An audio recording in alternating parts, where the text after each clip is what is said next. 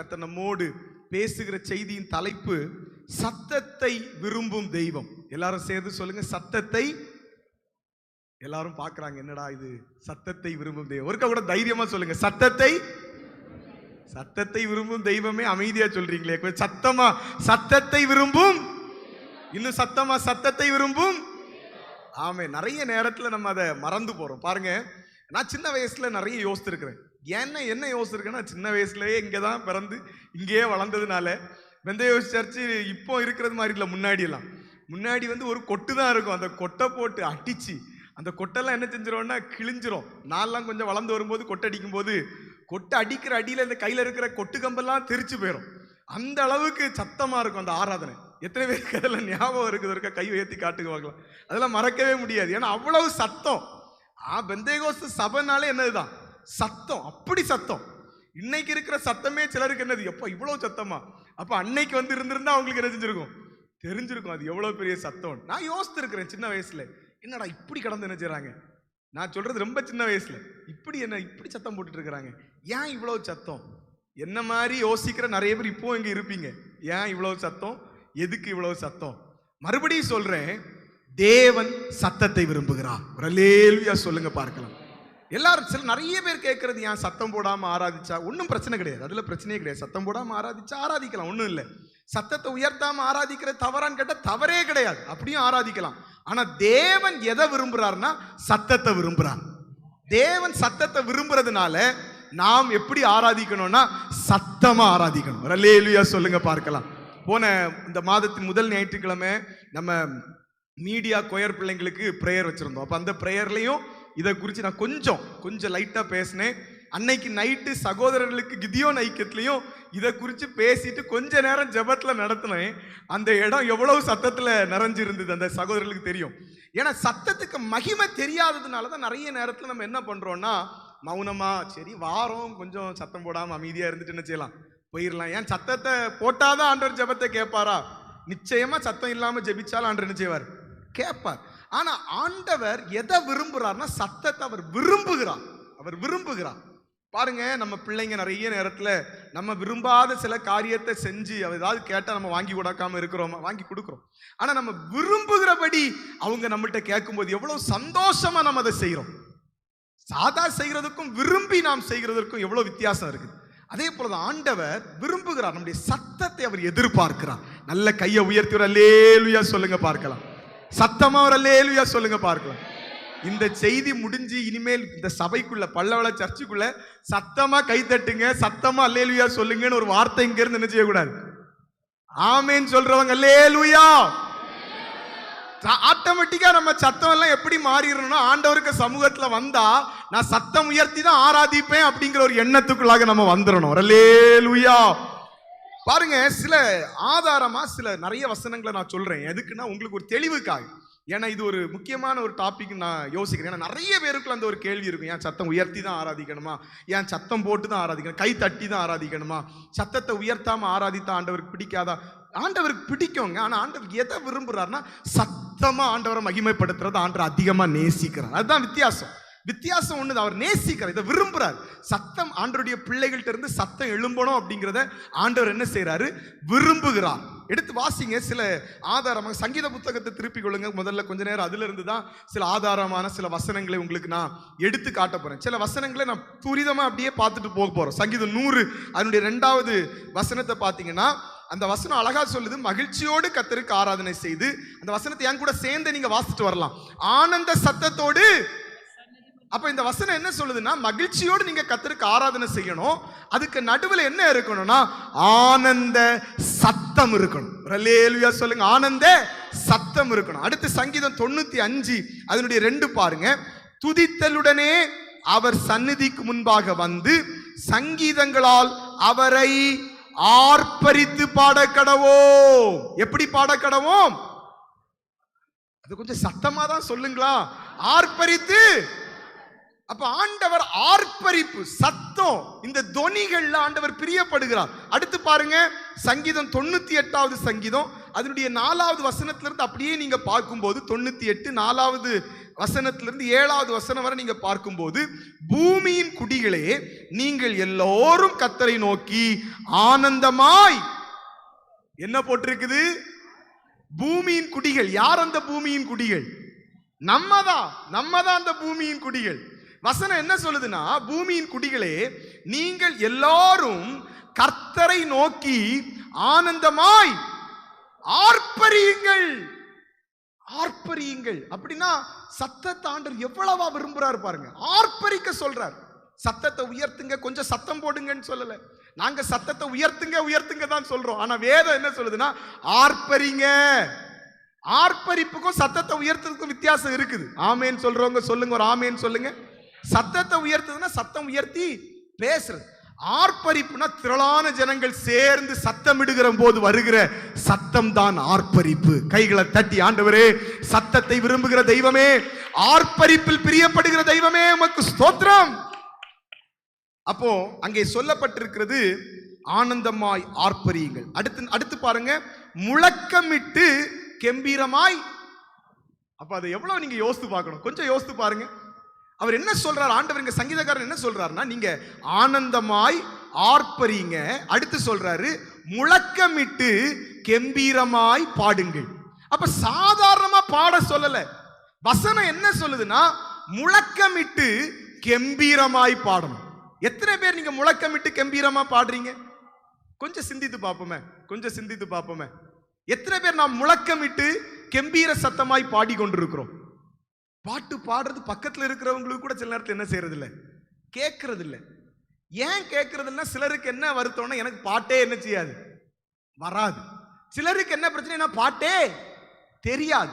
பாட்டு வராட்டாலும் பாட்டு தெரியாட்டாலும் நீங்க சத்தம் உயர்த்தி கெம்பீரமாய் பாட வேண்டும் என்பது ஆண்டவருடைய விருப்பமாய் இருக்கிறது. புரிந்தவங்க மாத்திரம் கைகளை தட்டி ஆண்டவரை ஸ்தோத்திரம் பண்ணுங்க, பார்க்கலாம். அடுத்து இந்த 5வது வசனத்தை பாருங்க. சுரமண்டலத்தால் கர்த்தரை கீர்த்தனம் பண்ணுங்கள், சுரமண்டலத்தாலும் கீத சத்தத்தாலும் அவரை கீர்த்தனம் பண்ணுங்கள். அப்ப இங்க எதை ஆண்டவர் விரும்புறாருன்னா, மியூசிக்கல் இன்ஸ்ட்ருமெண்ட்ஸ் ஆண்டவர் விரும்புறார். கீத சத்தங்கள், நம்ம பாட்டு சத்தம் இருக்கணும், ஆர்ப்பரிப்பின் சத்தம் இருக்கணும். அது கூட கீத சத்தத்தோடு ஆண்டவரை நாம் ஆர்ப்பரிக்க வேண்டும். 6வது வசனத்தை பாருங்க.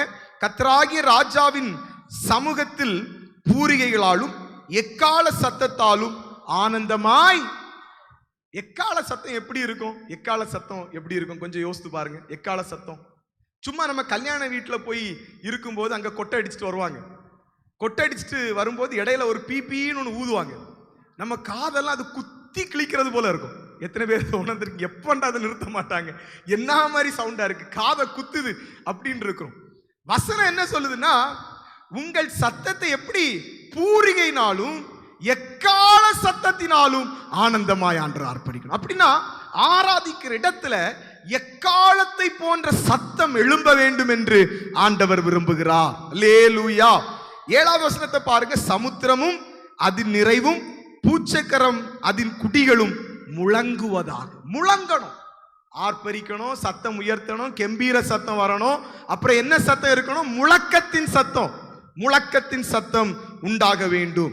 47வது சங்கீதம் அதனுடைய 1வது வசனத்தை நீங்கள் பார்க்கும்போது, சகல ஜனங்களே கை கொட்டி தேவனுக்கு முன்பாக கெம்பீர சத்தமாய் ஆர்ப்பரியுங்கள். அப்ப வேதத்துல நீங்க எங்க பார்த்தாலும் ஆராதனைக்கு பேசிக்ல என்ன தெரியுமா இருக்குது? சத்தம் இருக்குது. சத்தத்தை உயர்த்தி ஆராதிக்கிற ஆராதனை தான் ஆண்டவர் அதிகமா விரும்புறார். இந்த காலை நேரத்தில் நீங்க எப்படி இதை கவனித்துக் கொண்டிருக்கிறீங்கன்னு தெரியல.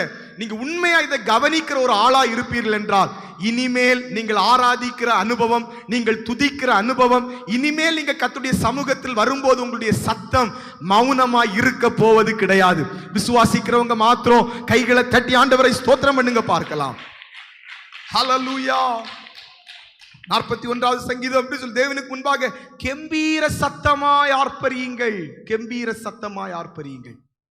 வசனத்துல பைபிள்ல எங்க பார்த்தாலும் நீங்க கொஞ்சம் மௌனமா உட்கார்ந்து ஆராதிங்க சொல்லல. நீங்க கொஞ்சம் சும்மா அப்படி உட்கார்ந்து ஆராதிங்க சொல்லல. ஆண்டுக்கு சமூகத்தில் ஆராதிக்க வரும்போது பைபிள்ல எங்க பார்த்தாலும் கெம்பீர சத்தமாய் ஆராதியுங்கள், ஓசை உள்ள கைத்தாளத்தோடு ஆராதியுங்கள், பேரோசை உள்ள கைத்தாளத்தோடு ஆராதியுங்கள், இடி முழக்கத்தை போல ஆராதியுங்கள், எக்காலத்தை போல சத்தத்தை உயர்த்தி ஆராதியுங்கள் என்றுதான் வேதம் சொல்லுகிறதே தவிர எங்கேயுமே பைபிள் சொல்லல சத்தமே எழும்பாம ஆராதிங்கன்னு எங்கேயுமே என்ன செய்யல, சொல்லல. நல்லா புரிந்து கொள்ளணும். அதுவும் நம்ம இப்படி விடுதலையா ஆராதிக்கிற இந்த இடம், இந்த இடத்துல பாருங்க, எவ்வளவு சத்தம் போட்டாலும் பிரச்சனை கிடையாது. இந்த இடத்துல நீங்க எவ்வளவு சத்தம் போட்டாலும் பிரச்சனை கிடையாது. ஆனா ஒரு ஹாஸ்பிட்டல்ல போய் சத்தம் போட முடியுமா? முடியாது. சில இடங்கள் இருக்குது, சில வீட்டுல கூட சில சத்தம் போட்டு என்ன செய்ய முடியாது, ஜெபிக்க முடியாது. ஏன்னா பக்கத்து வீட்டுக்காரங்க பிரச்சனை, அது ஒரு ஹிந்து ஏரியாவா இருக்கும், அந்த இடத்துல விடுதலை ஆராதிக்க முடியாது. ஆனா தேவனுடைய சமூகத்தில் இப்படிப்பட்ட சபையாய் நாம் கூடி வரும்போது இந்த இடத்துல ஒரு ஜெய கம்பீர சத்தம் எழும்ப வேண்டும் என்று தேவன் அதிகமாய் விரும்புகிறார். தேவன் விரும்புகிறார் பிரியமானவர்களே, தேவன் விரும்புகிறார். தேவன் விரும்புகிறதை நாம் செய்ய வேண்டும். அடுத்து பாருங்க 81வது சங்கீதம், அப்படி 1 to 2 வசனம் வரை நீங்கள் பார்க்கும்போது, நம்முடைய பலனாகிய தேவனை கெம்பீரமா என்ன செய்யணுமா, பாடணும். இன்னைக்கு நம்ம கெம்பீரமா பாடுறோமா? எப்படி பாடிட்டு இருக்கிறோம்? எப்படி பாடிட்டு இருக்கிறோம்? வேதம் நமக்கு என்ன கற்று தருதுன்னா நம்ம கெம்பீரமா என்ன செய்யணும், பாடணும். ஆனா நம்ம பாடல்கள்லாம் இப்ப என்ன ஆயிட்டுதுன்னா, தெரிஞ்சா பாடுறோம், பிடிச்ச பாட்டுன்னா என்ன செய்யறோம், பாடுறோம், தெரியாத பாட்டு பிடிக்காத பாட்டுன்னா மௌனமா என்ன செஞ்சிடறோம். ஆண்டவரை ஆராதிக்கிறதுல பிடிச்ச பாட்டு தெரிஞ்ச பாட்டு தெரியாத பாட்டெல்லாம் கிடையவே கிடையாது. உங்களுக்கு பாட்டு தெரிஞ்சதுன்னா கூட சேர்ந்து பாடணும், மற்றபடி கையை தட்டி ஆர்ப்பரிச்சு கொண்டே இருக்கணும். நான் சொல்றது புரிந்தவங்க மாத்திரம் கைகளை உயர்த்துற அல்லேலூயா சொல்லுங்க பார்க்கலாம். பாட்டு தெரிஞ்சதுன்னா கூட சேர்ந்து கம்பீரமா பாடணும். பாட்டு தெரியாத நேரத்தில் என்ன செய்ய முடியும், பாடிட்டா இருக்க முடியும். நல்ல கைத்தட்டி என்ன செய்யலாம், ஆர்ப்பரித்து சத்தத்தை உயர்த்தி ஆண்டவரை மகிமைப்படுத்தி கொண்டே இருக்கலாம். நான் உங்களுக்கு நல்ல ஒரு டெக்னிக்கை சொல்லித்தரேன். சபைனா புதிய பாட்டும் பாடுவாங்க, பழைய பாட்டும் என்ன செய்வாங்க, பாடதான் செய்வாங்க. எல்லா பாட்டும் வரும். எல்லா பாட்டும் உங்களுக்கு தெரியணுங்கிறதுக்கு அவசியமும் கிடையாது. சில பாட்டு உங்களுக்கு சுத்தமா என்ன செய்யாது, தெரியாது. சில பாட்டு உங்களுக்கு என்னதான் சுற்றி சுற்றி பாடினாலும் அந்த ராகம் கடைசி வரை உங்களுக்கு என்ன செய்யாது, புரியவே புரியாது, வாயில வராது. அதற்காக வருத்தப்படக்கூடாது, ஐயோ இந்த பாட்டா பாடிட்டாங்க அப்படின்னு சொல்லி யோசிக்க கூடாது. மாறாக என்ன செய்யணும்னா, பாட தெரிஞ்சவங்க அவங்க பாட்டு கம்பீரமா பாடட்டு, எனக்கு பாட்டு தெரியாது ஆனா எனக்கு ஆண்டவரை துதிக்க தெரியும்னு சொல்லி நீங்க ஆர்ப்பரித்து கம்பீர சத்தமாய் கர்த்தரை துதித்து கொண்டிருப்பீர்கள் என்றால் அதை தான் கர்த்தர் விரும்புகிறார். அந்த சத்தத்தை தான் ஆண்டவர் விரும்புகிறார், துதியின் சத்தத்தை விரும்புகிறார். தேவனை கம்பீரமாய் பாடி யாக்கோபின் தேவனை குறித்து ஆர்ப்பரியுங்கள். 81 அதனுடைய 2வது பாருங்க, தம்பூர் வாசித்து வீணையும் இனிய ஓசையாகிய சுரமண்டலத்தையும் எடுத்து சங்கீதம் பாடுங்கள். 81:4 பாருங்க, இது இஸ்ரவேலுக்கு பிரமாணமும் யாக்கோபின் தேவன் விதித்த. இப்ப புரியுதா அந்த வசனத்தை எல்லாரும் அண்டர்லைன் பண்ணி வைங்க. 81:4 பாருங்க, இது இஸ்ரவேலுக்கு பிரமாணம். யார் இஸ்ரவேலுங்க? கர்த்தரால் தெரிந்து கொள்ளப்பட்ட, அவருடைய இரத்தத்தினால் கழுவப்பட்ட நீங்களும் நானும் தான் இஸ்ரவேலர்கள். ஆமென் என்று சொல்றவங்க கையை உயர்த்தி சத்தமா அல்லேலூயா சொல்லுங்க. அப்ப இது என்ன சொல்லுது? இது இஸ்ரவேலுக்கு பிரமாணமும் யாக்கோபின் தேவன் விதித்த. எவ்வளவு பெரிய ஒரு கற்பனையா இது இருக்குது, எவ்வளவு பெரிய ஆண்டவர் சொல்லி இருக்கிற ஒரு கட்டளையா இது இருக்கிறது. ஆண்டவர் நமக்கு தந்த ஒரு பிரமாணமே என்னன்னா சத்தம் உயர்த்தி கர்த்தரை ஆராதிப்பது. ஆண்டவர் நமக்கு தந்திருக்கிற ஒரு பிரமாணமே என்னன்னா கம்பீர சத்தத்தோடு ஆண்டவரை பாடுவது. ஆண்டவர் தந்திருக்கிற ஒரு பிரமாணமே என்னவென்றால் முழு பலத்தோடு முழு சத்தத்தோடு ஆண்டவரை உயர்த்தி பாடுவது. ஆண்டவர் இஸ்ரவேலுக்கு தந்த பிரமாணம். புரிந்ததுன்னு சொல்றவங்க மாத்திரம் நல்ல கைகளை தட்டி அப்போ சத்தம் உயர்த்துவது ஏதோ மனிதனுடைய கட்டளை கிடையாது, ஏதோ சபையின் கட்டளை கிடையாது, பெந்தேகோஸ்தே சபையின் கட்டளை கிடையாது. வேதத்தின் பிரமாணம் சத்தம் உயர்த்தி ஆராதிப்பது. ஒரு அல்லேலூயா சொல்லுங்க பார்க்கலாம். முழு பலத்தோட ஒரு அல்லேலூயா சொல்லுங்க பார்க்கலாம். இது நமக்கு பிரியம், இது ஒரு பிரமாணமா இருக்கிறது. தேவன் எவ்வளவு சத்தத்தை விரும்புறாருன்னா, நான் உங்களுக்கு ஒரு காரியத்தை சொன்ன நீங்க ஆச்சரியப்படுவீங்க. எவ்வளவு சத்தத்தை விரும்புறாருன்னா, சங்கீதம் 81 அதனுடைய 7வது வசனத்தை நீங்க நல்ல உன்னிப்பா பாத்தீங்கன்னா, அவர் இருக்கிற இடம் எங்க தெரியுமா இருக்கிறாரு? அவர் எவ்வளவு சத்தத்தை விரும்புறாருன்னா இப்படி அவருக்கு இருக்க முடியும்னு யோசித்து பாருங்க. அவர் இருக்கிற இடம் 81:7 அவருடைய நடு மையத்தை பாருங்க. இடி முழக்கம் உண்டாகும் மறைவிடத்திலிருந்து உனக்கு உத்தரவு அருளினேன். அப்ப ஆண்டவர் எங்க இருக்கிறார்னா, எங்க இடி முழக்கம் உண்டாக்கப்படுகிறதோ அந்த இடத்துல அவர் வாசம் செய்கிறார். அப்ப ஆண்டவர் எவ்வளவு சத்தத்தை விரும்புறாருன்னு பாருங்க, எவ்வளவு சத்தத்தை விரும்புறார். இடி எங்க மேனுஃபேக்சர் ஆகுதோ, எங்க உருவாக்கப்படுதோ, எங்க உண்டாகுதோ, எங்க இடி முழக்கம் உண்டாகுதோ அந்த மறைவிடத்துக்குள்ள நான் உனக்கு என்ன செய்கிறேன், உத்தரவர்றேன். அப்ப ஆண்டவர் எவ்வளவு சத்தத்தை விரும்புறார்னா, அவர் ஒளிச்சி மறைவிடம், அவர் இருக்கிற இடமே எப்படிப்பட்ட இடம்னா இடி முழக்கம் நிறைந்த இடம். இடி முழக்கம் நிறைந்த இடம் எப்படி இருக்கும் யோசித்து பாருங்க. எங்கேயோ விடுகிற இடி, எங்கேயோ விழுகிற இடி நம்ம காதை அப்படி அசைய பண்ணுகுதுன்னா ஆண்டவர் அதற்கு உள்ள இருக்கிறேன்னு சொல்றாரு. அப்ப ஆண்டவர் எவ்வளவு சத்தத்தை விரும்புறாரு. புரிந்தவங்க மாத்திரம் கைகளை உயர்த்தி அல்லேலூயா சொல்லுங்க பார்க்கலாம். அப்போ இடி முழக்கம் உண்டாகும் மறைவிடத்தில் இருந்து, அப்படின்னா அந்த இடி முழக்கம் உண்டாகுகிற அந்த இடத்துக்குள்ள ஆண்டவர் வாசம் செய்கிறார்னா அவர் அவ்வளவா அந்த சத்தத்தை விரும்புகிறார். சத்தத்தை விரும்புகிற ஆண்டவராய் இருக்கிறார். அந்த எஸ்ரா 3வது அதிகாரம் அதனுடைய 11வது வசனத்திலிருந்து 13வது வசனம் வரை நீங்கள் பார்க்கும்போது இங்கே கர்த்தருடைய ஆலயத்தின் அஸ்திபாரம் போடுகிற ஒரு சம்பவம் நடக்கிறது. இந்த கர்த்தருடைய ஆலயத்திற்கு இவர்கள் அஸ்திபாரம் போடும்போது 11வது வசனத்தின் கடைசி பகுதியை பாருங்க. கர்த்தருடைய ஆலயத்தின் அஸ்திபாரம் போடப்படுகிறது நிமித்தம் மகா கெம்பீரமாய் ஆர்ப்பரித்தார்கள். அப்ப இவங்க ஆண்டவரை பிரியப்படுத்துறதுக்கு இவங்க யூஸ் பண்ண மிக மிக சக்தி வாய்ந்த ஆயுதம் என்ன தெரியுமா? ஆர்ப்பரிப்பு. ஆண்டவரை பிரியப்படுத்த, ஆண்டவரை மகிமைப்படுத்த, ஆண்டவரை உற்சாகமாய் ஆராதிப்பதற்கு இவர்கள் கொடுத்த மிக மிக உற்சாகமான மிக மிக முக்கியமான ஆயுதம் அவர்களுடைய சத்தத்தை கொடுத்து ஆண்டவரை அவர்கள் ஆராதித்தார்கள். கைகளை உயர்த்தி அல்லேலூயா சொல்லுங்க பார்க்கலாம். ஆலயத்துக்கு அஸ்திபாரம் போடும்போது அவங்க என்ன பண்ணி இருக்கிறாங்க? கெம்பீரமாய் ஆரவரித்தார்கள் என்று வேதம் சொல்லுகிறது. ஹல்லேலூயா. அதனுடைய 12வது வசனத்தை பாருங்க.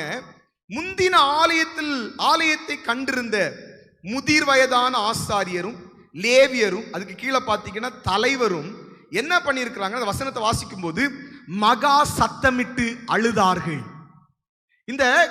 இந்த அஸ்திபாரத்தை போடும்போது, சபையின் அஸ்திபாரத்தை போடும்போது, இந்த கர்த்தருடைய ஆலயத்தின் அஸ்திபாரத்தை போடும்போது அங்க இருந்த முதிர் வயதானவங்க லேவியர்கள், எனக்கு ரொம்ப ஆச்சரியமா இருந்தது, தலைவர்களும் கூட என்ன பண்ணியிருக்கிறாங்கன்னா அந்த இடத்துல கெம்பீர சத்தமாய் அவர்கள் சத்தமிட்டு அழுது ஆண்டவரை மகிமைப்படுத்தி இருக்கிறார்கள். கைகளை உயர்த்தி அல்லேலூயா சொல்லுங்க பார்க்கலாம்.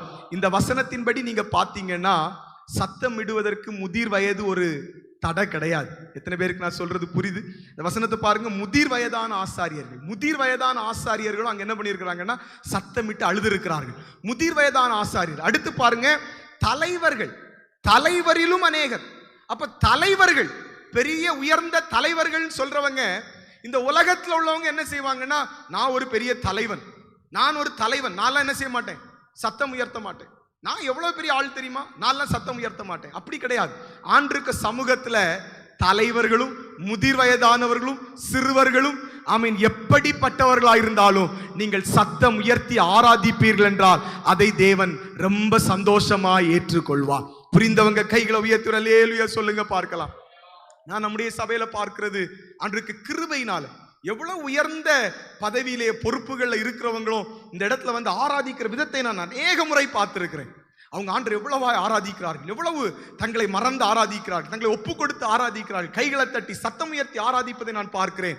ஆனால் யாராவது தலைவன், நான் ஒரு பெரிய மனுஷன், எனக்கு இவ்வளவு அதிகாரம் இருக்குது, நான்லாம் இங்க வந்து கை தட்டினா எப்படி, நான்லாம் சத்தம் உயர்த்தினா எப்படி? வேண்டாம் பிரியமானவர்களே.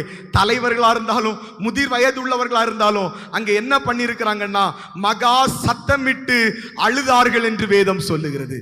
அப்படின்னா நீங்க எந்த நிலைமையில ஆண்டவங்களை வச்சிருந்தாலும் இந்த இடத்துல வந்து மகா சத்தமிட்டு ஆராதிப்பதை ஆண்டவர் உங்களிடத்திலிருந்து என்னிடத்திலிருந்து விரும்புகிறார். புரிந்தவங்க நல்ல கைகளை தட்டி ஆண்டவரை ஸ்தோத்திரம் பண்ணுங்க பார்க்கலாம்.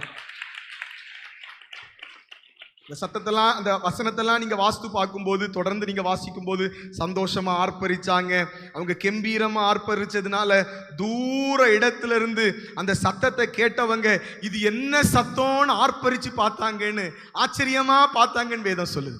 அப்படின்னா நம்ம சத்தம் எழும்பும், நம்ம சத்தம் எழும்பணும், நம்ம சத்தத்தை கேட்பதற்கு ஆண்டவர் ஆயத்தமா இருக்கிறார். ஒரு அல்லேலூயா சொல்லுங்க பார்க்கலாம். ஆனா சில நல்ல கவனிக்கணும், சில மனிதர்களுக்கு சத்தமிட்டு பாடுவது, ஆராதிப்பது, சத்தமிட்டு துதிப்பது சில மனிதர்களுக்கு இது எப்பொழுதுமே பிடிப்பதில்லை. ஆனால் மனிதர்களுக்கு பிடிக்கலன்னு சொல்லி நீங்களும் நானும் மௌனமா இருந்தோம்னா தேவனை நாம் பிரியப்படுத்த முடியாது. எத்தனை பேருக்கு நான் சொல்றது புரியுது? எத்தனை பேருக்கு நான் சொல்றது புரியுது? நான் ஒரு கொஸ்டின் கேட்பேன், நீங்க உண்மையா நீங்க அதுக்கு கை உயர்த்தி அதுக்கு நீங்க பதில் சொல்லணும். இந்த சத்தம் உயர்த்துவது நிறைய பேருக்கு பிடிக்காது அப்படிங்கிறது எனக்கு தெரியும்னு சொல்றவங்க ஒரு கை உயர்த்தி காட்டுங்க பார்க்கலாம். நிறைய பேருக்கு பிடிக்காது பாருங்க. உண்மையா நிறைய கைகளை உயர்த்துறதை நான் பார்க்கிறேன். நிறைய மனிதர்கள் நம்மள்ட்ட கேட்கிற ஒரே கேள்வி, கேள்வி கேட்டால் என்ன, நீங்க ஏன் இவ்வளவு சத்தம் போடுறீங்க? நீங்க ஏன் இவ்வளவு சத்தமா அந்த இடத்தையே இவ்வளவு சத்தம் போட்டுட்டு இருக்கிறீங்க? அந்த இடத்துலயே அந்த சத்தம் அப்படி கேட்குது, ஏன் இப்படி சத்தம் போடுறீங்க? மனிதர்களுக்கு பிடிக்கவே பிடிக்காது. மனிதர்களுக்கு கொஞ்சமும் பிடிக்காது. நீங்க ஆண்டவரை உயர்த்துகிற சத்தம், நீங்க பாடுகிறது, நீங்க ஆராதிப்பது, நீங்க துதிப்பது சில மனிதர்களுக்கு அது பிடிக்கவே பிடிக்காது. எப்போதுமே அது பிடிக்காது. ஆனால் தேவன் அந்த சத்தத்தை தான் அதிகமாய் விரும்புகிறார். ஆமென் என்று சொல்றவங்க கையை உயர்த்தி அல்லேலூயா சொல்லுங்க பார்க்கலாம். ஒரு முறை தேவனிடத்திலே போய் கம்ப்ளைண்ட் பண்ணாங்க. லூக்கா 19:28. நீங்க அந்த வசனத்தை அப்படியே என் கூட கவனிச்சுட்டு வந்தீங்கன்னா நீங்க சத்தமிட்டு ஆராதித்து இன்னைக்கு நிறைய விடுதலைகளை பெற போறீங்க. நீங்க கவனிங்க, லூக்கா 19வது அதிகாரம் அதனுடைய 38வது வசனத்துல இருந்து பார்க்கும்போது, கர்த்தருடைய நாமத்தினாலே வருகிற ராஜா ஸ்தோத்தரிக்கப்பட்டவர், பரலோகத்திலே சமாதானம், உன்னதத்திலே மகிமை உண்டாவதாக என்று மிகுந்த சத்தத்தோடு தேவன் என்ன செய்யறாங்க? புகழ்ந்து பாடுறாங்க. மிகுந்த சத்தம். இங்க ரொம்ப சத்தம். ஆண்டவர் வர்றாரு, இயேசு கிறிஸ்து வர்றாரு. இப்ப ஜனங்கள் எல்லாம் ரொம்ப சத்தம் போடுறாங்க. பயங்கர சத்தம், மிகுந்த சத்தம். இந்த சத்தத்தை கேட்டுட்டு 39வது வசனத்தை பாருங்க. அந்த கூட்டத்துல பரிசேயர்கள்ல சிலர், இந்த சத்தத்தை விரும்பாதவங்க, இந்த சத்தத்தை கொஞ்சமும் விரும்பாத சில மனிதர்கள், இந்த பரிசேயர்களில் சிலர் அவரை நோக்கி, ஏசப்பாட்டே வந்துட்டாங்க, ஏசப்பாட்டே போய் சொல்றாங்க, போதகரே உம்முடைய சீஷர்களை அதட்டும். எதுக்கு அதட்டணும்? இவங்க சத்தம் போடுறது எங்களுக்கு டிஸ்டர்பன்ஸா இருக்கு, எங்களுக்கு பிடிக்கல. இவ்வளவு சத்தம் எதுக்கு போடணும்? எதுக்கு இவ்வளவு சத்தம்? கொஞ்சம் சத்தத்தை குறைச்சி போக முடியாதா? நீங்க வந்திருக்கிறீங்க, சரி நல்லதுதான், இயேசு கிறிஸ்து வருகிறது ரொம்ப சந்தோஷம் தான், அதுக்கு இவ்வளவு சத்தம் போடணுமா? இயேசு கிறிஸ்து என்ன தெரியுமா சொல்றார் பாருங்க, அது ஆச்சரியமா இருக்கிறது.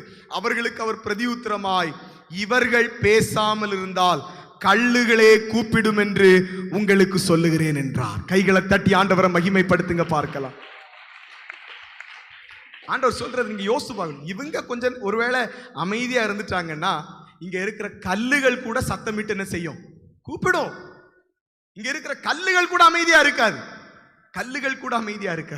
நல்லா புரிந்து கொள்ளணும், ஆண்டவர் இந்த இடத்துக்குள்ள இருக்கிறார். எத்தனை பேர் விசுவாசிக்கிறீங்க? இந்த சபைக்குள்ள ஆண்டவர் உலாவி கொண்டே இருக்கிறார். ஆமென். ஆண்டவர் சொன்னார், ஆண்டவர் எவ்வளவு நம்மளை நம்பினார்னா, இவங்க கண்டிப்பா சத்தம் போட்டு தான் இருப்பாங்க, இவங்க சத்தம் போடலைன்னா இங்க இருக்கிற கல்லு கூட என்ன செய்யும்? சத்தம் போடும். அன்பு பிரியமானவர்களே, நீங்க கொஞ்சம் யோசித்து பார்க்கணும். இயேசு ராஜா நம்மத்தில இருக்கும்போது நாம் எவ்வளவாய் சத்தம் உயர்த்தி கர்த்தரை ஆராதிக்க வேண்டும். ஆண்டவர் நினைச்சிருந்தா சொல்லியிருக்கலாம். அந்த இடத்துல ஆண்டவர் ஒரு வார்த்தை, சரி அமைதியா இருங்க, சரி அவங்களுக்கு பிடிக்கல, கொஞ்சம் அமைதியா இருங்க அப்படின்னு சொல்லியிருந்தாருன்னா நம்ம என்ன செஞ்சிருக்கலாம்? சரி அப்போ ஆண்டவருக்கு சபைக்குள்ள சத்தம் போட்டு துதிக்காம இருந்தாலும் ஒன்றும் பிரச்சனை இல்லை அப்படி. அப்ப ஆண்டவர் இதுல என்ன பண்றான்னு என்கரேஜ் தான் பண்றார், உற்சாகப்படுத்துறார். இவங்க துதிக்கிறத நிறுத்திட்டா சத்தம் வராதுன்னு நினைக்காத, இவங்க துதிக்கிறத நிறுத்திட்டாங்கன்னு இந்த கல்லு கூட என்ன செய்யும்? சத்தம் போடும், கூப்பிடும். இவங்க கூப்பிடுறதோட பலமா கூடும், இவங்க கூப்பிடுறதோட கம்பீர சத்தமா கூடும். நீ நினைக்கிறது போல இவங்க சத்தத்தை நீ நிறுத்திட்டேனா சுற்றிலும் ஏகப்பட்ட சத்தத்தை நீ கேட்ப அப்படிங்கறத ஆண்டவர் அங்க என்ன சொல்றாருன்னா, என்ன சொல்ல வர்றாருன்னா, நான் சத்தத்துல பிரியப்படுறேன், நான் சத்தத்துல விருப்பமா இருக்கிறேன், சத்தத்துல வாஞ்சியா இருக்கிறேன். இந்த பிள்ளைகளை தடை பண்ணாத, இவங்க சத்தம் போடுறதை நிறுத்தாத. இவங்க நிறுத்திட்டாங்கன்னா வேற சத்தம் எழும்பும் என்பதுல ஆண்டவர் ஆணித்தரமா இருந்தார். ஆண்டவர் நினைச்சா சொல்லியிருக்கலாம், சரி இவ்வளவு டிஸ்டர்பன்ஸா இருக்குதுன்னு சொல்றாங்களே, இவ்வளவு சத்தம் உயர்த்தாண்டான்னு சொல்றாங்களே, அப்ப கொஞ்சம் அமைதியா இருங்கன்னு ஆண்டவர் எங்கேயும் என்ன செய்யல, சொல்லல. ஆண்டவர் சொல்றாரு, இவங்க சத்தம் போடலன்னா நீ நினைக்கிறது போல சத்தம் இன்னும் நினைக்காத, இன்னும் சத்தம் எழும்பும், இன்னும் சத்தம் எழும்பும். அன்பு கர்த்தருடைய பிள்ளைகளே, ஆண்டவர் அதிகமாய் சத்தத்தை எதிர்பார்க்கிறார். நீங்க நல்ல கவனிங்க, இன்னும் கவனமா கவனித்தீங்கன்னா, சத்தத்தை உயர்த்தி ஆராதிக்கிற பிள்ளைகளை ஒரு நாளும் நாம் அற்பமா எண்ணக்கூடாது. ஒருவேளை உங்களுக்கு பலவீனம் இருக்கலாம், நல்ல கவனிங்க, இந்த நேரத்தில் நல்ல கவனிக்கணும். உங்களுக்கு இந்த இடத்துல இருக்கிற உங்களுக்கு கொஞ்சம் பலவீனங்கள் இருக்கலாம். உங்களுக்கு தொண்டையில பிரச்சனை இருக்கலாம், அல்ல வாயில பிரச்சனை இருக்கலாம், அல்ல வேற விதமான பிரச்சனைகள் இருக்கலாம், வயிறுல பிரச்சனை இருக்கலாம், சத்தம் போட முடியாத நிலைமையில நீங்க இந்த இடத்துல உட்கார்ந்துட்டு இருக்கலாம். ஆண்டவரை அறிகிறார், ஆண்டவரை பார்க்கிறார். ஆனா உங்க பக்கத்துல இன்னொருத்தர் சத்தம் உயர்த்தி ஆராதிப்பதை நீங்கள் ஒரு நாளும் அற்பமா எண்ணக்கூடாது. புரிந்தவங்க கையை உயர்த்தி அல்லேலூயா சொல்லுங்க பார்க்கலாம். ஏன் நான் இதை மறுபடியும் அழுத்தி சொல்றேன்னா, நீங்க 2 சாமுவேலுடைய 6வது அதிகாரம் 14 இருந்து 16வது வசனம் வரை நீங்கள் பார்க்கும்போது, தாவீது கர்த்தருடைய உடன்படிக்கையின் பெட்டியை கொண்டு வர்றாங்க. மறுபடியும் எருசலேமுக்குள்ள கொண்டு வரும்போது தாவீது என்ன பண்றாருன்னா, அவருக்கு ராஜ வஸ்திரங்கள் எல்லாம் கலத்தி வச்சுட்டு, அந்த 14வது வசனத்துல பாத்தீங்கன்னா, சணல் நூலை எடுத்து தரித்து கொண்டு தன் முழு பலத்தோடு கர்த்தருக்கு முன்பாக நடனம் பண்ணினான். கையை உயர்த்தி அல்லேலூயா சொல்லுங்க பார்க்கலாம். 15வது வசனத்தை பாருங்க. அப்படியே தாவீதும் இஸ்ரவேல் சந்ததியார் அனைவரும் கர்த்தருடைய பெட்டியை கெம்பீர சத்தத்தோடு, எல்லாரும் சொல்லுங்க கெம்பீர, இன்னும் முழு பலத்தோடு கெம்பீர சத்தத்தோடு, கெம்பீர சத்தத்தோடு எக்கால தொனியோடும் இந்த பெட்டியை கொண்டு வருகிறார்கள். கர்த்தருடைய பெட்டி நகரத்திற்குள் பிரவேசிக்கிறது போது சவுலின் குமாரத்தியாகிய மீகாள், இந்த மீகாள் யாரு தெரியுமா? பிறந்ததுல எங்க பிறந்தா தெரியுமா? அரண்மனைக்குள்ள பிறந்தவா, ராஜகுமாரத்தி. பிறந்தது அரண்மனை, வளர்ந்தது அரண்மனை, கட்டி கொடுத்தது எங்கதான்? அரண்மனையில தான். ராஜாவுக்கு தான் அவளை எங்க கொடுத்திருக்காங்க? கட்டி கொடுத்திருக்காங்க. சவுலுடைய மனைவி மீகாள் பாருங்க, பலகனி வழியாய் பார்த்து தாவீது ராஜா கர்த்தருக்கு முன்பாக குதித்து நடனம் பண்ணுகிறதை கண்டு தன் இருதயத்திலே அவனை அவமதித்தாள். எங்க அவமதித்தாள்? எத்தனை பேர் நம்ம பண்றோம்? கொஞ்சம் ஆவில நிரம்பி ஒரு பிரதரோ இல்ல ஒரு சிஸ்டரோ கொஞ்சம் கலிகூர்ந்து மகிழ்ந்துட்டாங்கன்னா உள்ளத்துல நம்ம அவதூறா யோசிக்கிறோம்ல, அவதூறா பார்க்கிறோம்ல. எல்லாரையும் நான் சொல்ல, நீங்க எல்லாரையும் அதை எடுத்துடக்கூடாதுன்னா, சிலர் ஏன் இப்படி துள்ளிட்டு கிடக்குறாங்க? ஏன் இப்படி சத்தம் போட்டு கிடக்குறாங்க? ஏன் இப்படி எல்லாம் ஆராதிக்கணுமா? ஏன் இப்படி எல்லாம் துள்ளணுமா? ஏன் அமைதியா இருந்துட்டு போக கூடாதா? ஏன் கொஞ்ச நேரம் வந்து நம்மளை போல இருந்து ஆராய்ச்சிட்டு போனா அவங்களுக்கு முடியாதா? கொஞ்சம் யோசித்து பாருங்க. மீகாலும் அதுதான் பண்றான். மீகால் என்ன பண்றான்னா, தன்னுடைய இருதயத்தில் அவன் என்ன செய்கிறான்? அவமதிக்கிறான். இருதயத்தில் அவமதிக்கிறான். வெளியே சத்தமானு சொல்லல, இங்க இருந்து பலகனில இருந்து கூப்பிடல, ஏ தாவீது டான்ஸ் ஆடாத, சத்தம் போடாதன்னு சொல்லல, இருதயத்துக்குள்ள சொல்றா, இருதயத்துக்குள்ள அவமதிக்கிறான். என்ன சொல்லியிருப்பான்னு நினைக்கிறீங்க? இவ்வளவு பெரிய ராஜாவா இருந்து என்ன பிரயோஜனம்? சட்டையெல்லாம் கலத்தி போட்டுட்டு சணல் நூலை போட்டு இப்படி ஆடணும், தலையெழுத்தான்னு கேட்டிருப்பா. அந்த 23வது வசனத்தை பாருங்க, 6:23 பாருங்க. எதினால் தாவீதை அற்பமா எண்ணினதினால், சத்தம் உயர்த்தின தாவீதை அற்பமா எண்ணினதினால், சத்தம் உயர்த்தி ஆராதித்த தாவீதை அற்பமா எண்ணினதினால், ஆடி பாடி ஆண்டவரை மகிமைப்படுத்தின தாவீதை அற்பமாய் எண்ணினதினால் சவுலின் குமாரத்தியாகிய மீகாளுக்கு மரணம் அடையும் நாள் மட்டும் பிள்ளை இல்லாதிருந்தது. எத்தனை பேருக்கு உள்ள போச்சு? கையை உயர்த்தி அல்லேலூயா சொல்லுங்க. கையை உயர்த்தி இன்னும் சத்தமோர அல்லேலூயா சொல்லுங்க. எத்தனை பேருக்கு இதை புரிந்து கொள்ள முடியுதுன்னு எனக்கு தெரியல. அவ வேற ஒன்னும் செய்யல. தாவீது சத்தம் உயர்த்தி ஆராதித்ததையும், சத்தம் உயர்த்தி நடனமாடி ஆண்டவருக்கு முன்னாடி தன்னை நீசன் என்று ஒப்பு கொடுத்து ஆராதித்ததை பார்த்து இருதயத்தில் நகைத்தவளின் முடிவு அவ சாகிறது வரை அவளுக்கு பிள்ளை இல்லாதிருந்தது. ஆண்டவர் எவ்வளவு வைராக்கியமா இருக்கிறாரு. நீங்களும் நானும் எவ்வளவு ஈஸியா சில நேரத்தில் சத்தம் உயர்த்தி ஆராதிக்கிற பிள்ளைகளை பார்த்து நீங்க எவ்வளவு நீங்க மனசுக்குள்ள என்னெல்லாம் யோசிக்கிறீங்க? இந்த ஆளுக்கு தொண்டை என்ன இவ்வளவு பெரிய தொண்டையா? சிலர் யோசிக்கிறது. உண்மையே சொல்றேன். நீங்க ஒருவேளை யோசிக்க மாட்டீங்க, நிறைய பேர் யோசிக்கிறது தான். இந்த ஆளுக்கு ஏன் சும்மா நின்று ஆராதிக்க முடியாதா? இந்த ஆளு ஏன் இவ்வளவு சத்தம் போடணுமா? எப்ப பக்கத்துல இருக்க முடியலன்னா பின்னாடி போய் என்ன செய்யணும்? இருக்கணும். ஏன்னா ஆண்டவருக்கு சத்தம் உயர்த்தி ஆராதிப்பது என்ன செய்யும்? பிடிக்கும். நான் சொல்றது புரிஞ்சவங்க மாத்திரம் சிரிக்கிறீங்க. கையை தட்டி ஆண்டவரை மகிமைப்படுத்துங்க பார்க்கலாம். ஆமென். உண்மைதானங்க. சத்தம் பிடிக்கலன்னா கொஞ்சம் பின்னாடி போய் என்ன செய்யணும்? சத்தம் இல்லாத ஒரு இடத்துல போய் இருக்கணும். சிலருக்கு உண்மையா சொல்றேன், சிலருக்கு சத்தம் வந்து அலர்ஜி. அப்படிப்பட்டவங்கள நான் ஒன்றும் சொல்ல, ஆண்டவரே அதை புரிகிறார். உங்களுக்கு இந்த மக்களுக்கு என்ன பிடிக்காது? சத்தம் கேட்டால் சிலவங்களுக்கு தலை வலிக்கும், தலை சுத்தம். சிலவங்களுக்கு சத்தம் உயர்த்த முடியாது. அது உங்க பலவீனங்கள் ஆண்டவர் என்ன செய்வார்? புரிந்து கொள்வார். ஆனா நல்ல பலன் இருக்கும்போது, நல்ல சரீர பலன் இருக்கும்போது கை தட்டுறதுக்கு 2 நாள் ஆனாலும் என்ன செய்யலாம், கை தட்ட முடியும். ஆனா ஆண்டருக்கு சமூகத்துல 2 நிமிஷம் கையை தட்டிட்டு அப்புறம் என்ன செஞ்சுட்டு இருப்பாங்க, கையை தடவிட்டு இருப்பாங்க. அதுக்கப்புறம் கை தட்டுவாங்க, ஆனா சவுண்ட் என்ன செய்யாது, வராது. சின்ன பிள்ளைங்கள்லாம் சேர்ந்து ஆராதிக்கும் போது நாங்க ஒரு வேடிக்கையா ஒரு காரியத்தை பண்ணுவோம். பெரியவங்க எல்லாம் நல்லா கை தட்டுவாங்க, அதை பார்த்துட்டு நாங்களும் கை தட்டுவோம். எப்படி கை தட்டுவோம், நல்லா இழுத்து கை தட்டுவோம். ஆனா கையும் என்ன செய்யாது, படாது. கையும் பட்டுதானே சவுண்ட் வரும். இவங்க கை தட்டுறதை பார்த்து நாங்களும் பயங்கரமா கை தட்டுவோம், இப்படி தட்டுவோம். ஆனா ஒரு சத்தம் வராது. இன்னைக்கு நிறைய பேர் கை தட்டுறதை அப்படிதான் தட்டிட்டு இருக்கிறோம். ஆனா நல்லா புரிந்து கொள்ளுங்க, ஆண்டவர் அதை விரும்புறாரான்னு கேட்டா கிடையாது. ஆண்டவர் சத்தத்தை விரும்புகிறார். ஆண்டவர் உங்களுக்குள்ள இருந்து வருகிற சத்தத்தை அதிகமாய் விரும்புகிறார். இங்க இந்த மீகாள் செய்தது போல நாம் ஒருவர் கூட அப்படிப்பட்ட தவறான காரியத்தை செய்யக்கூடாது. ஒருவேளை இங்க ஆராதிக்கிற ஜனங்கள் சத்தம் உயர்த்தி ஆராதிப்பாங்க, சிலர்லாம் நடனமாடி ஆராதிப்பாங்க, சிலர்லாம் நல்லா ஆவியில நிரம்பி ஆராதிப்பாங்க, சிலர் பக்கத்துல அவ்வளவு சத்தம் இருக்கும், அவ்வளவு உற்சாகமா ஆராதிப்பாங்க. இதெல்லாம் பார்த்து நகைத்த மீகாளுடைய முடிவு சாகிறது வரை அவளுக்கு என்ன இல்லை, பிள்ளை இல்லை. வசனம் தெளிவா சொல்லுது, எதினால் சாவிதை அவமதித்ததுனால், சத்தம் உயர்த்தின தாவீதை அவமதித்ததுனால், சத்தம் உயர்த்தி ஆராதித்த தாவீதை அவமதித்ததுனால சாகிறது வரை அவளுக்கு என்னது இல்லையா, பிள்ளை இல்லையா. அப்ப நல்ல யோசித்து பாருங்க, நீங்க கொஞ்சம் யோசித்து பாருங்க. ஒருவேளை நீங்க, ஆண்டவர் நமக்கு தெரியாது பாருங்க, ஆண்டவர் நம்ம வாழ்க்கையில சில ஆசீர்வாதங்களை தடை பண்ணி வைத்திருப்பதற்கு காரணம் ஒரு நாட்கள்ல நீங்க இப்படிப்பட்ட காரியத்தை செய்ததனால் கூட இருக்கலாம், காரியத்தை செய்ததனால் கூட இருக்கலாம். ஏன்னா ஆண்டவர் இங்க எங்க நடந்த சம்பவம், 16வது வசனத்துல நடந்த சம்பவத்துக்கு 23வது வசனத்துல அதினால்னு ஆண்டவர் ஆரம்பிக்கிறார். எதினால் 16வது வசனத்துல அவன் நகைத்ததுனால 23வது வசனத்துல அதினால் சாகிறது அவளுக்கு என்ன இல்லை, பிள்ளை இல்லை. அப்ப நீங்க கொஞ்சம் திரும்பி யோசித்து பாருங்க, சில ஆசீர்வாத குறைவுகளுக்கு உங்க வாழ்க்கையில் இன்றைக்கு நீங்க பார்த்துட்டு இருக்கிற ஆசீர்வாத குறைவுகளுக்கு என்றைக்கோ ஒரு நாள் ஜனங்கள் ஆர்ப்பரித்த ஆர்ப்பரிப்பின் சத்தத்தையும், ஜனங்கள் ஆவியில் நிரம்பி ஆராதித்த ஆராதனையின் சத்தத்தையும் நீங்கள் அவமதித்ததுனால சில நன்மைகள் கூட தடையா இருந்து கொண்டிருக்கலாம். நான் சொல்றது ஆமேன் சரியா இருக்குது. ஆமேன் சொல்றவங்க மாத்திரம் கையை உயர்த்துற அல்லேலூயா சொல்லுங்க பார்க்கலாம்.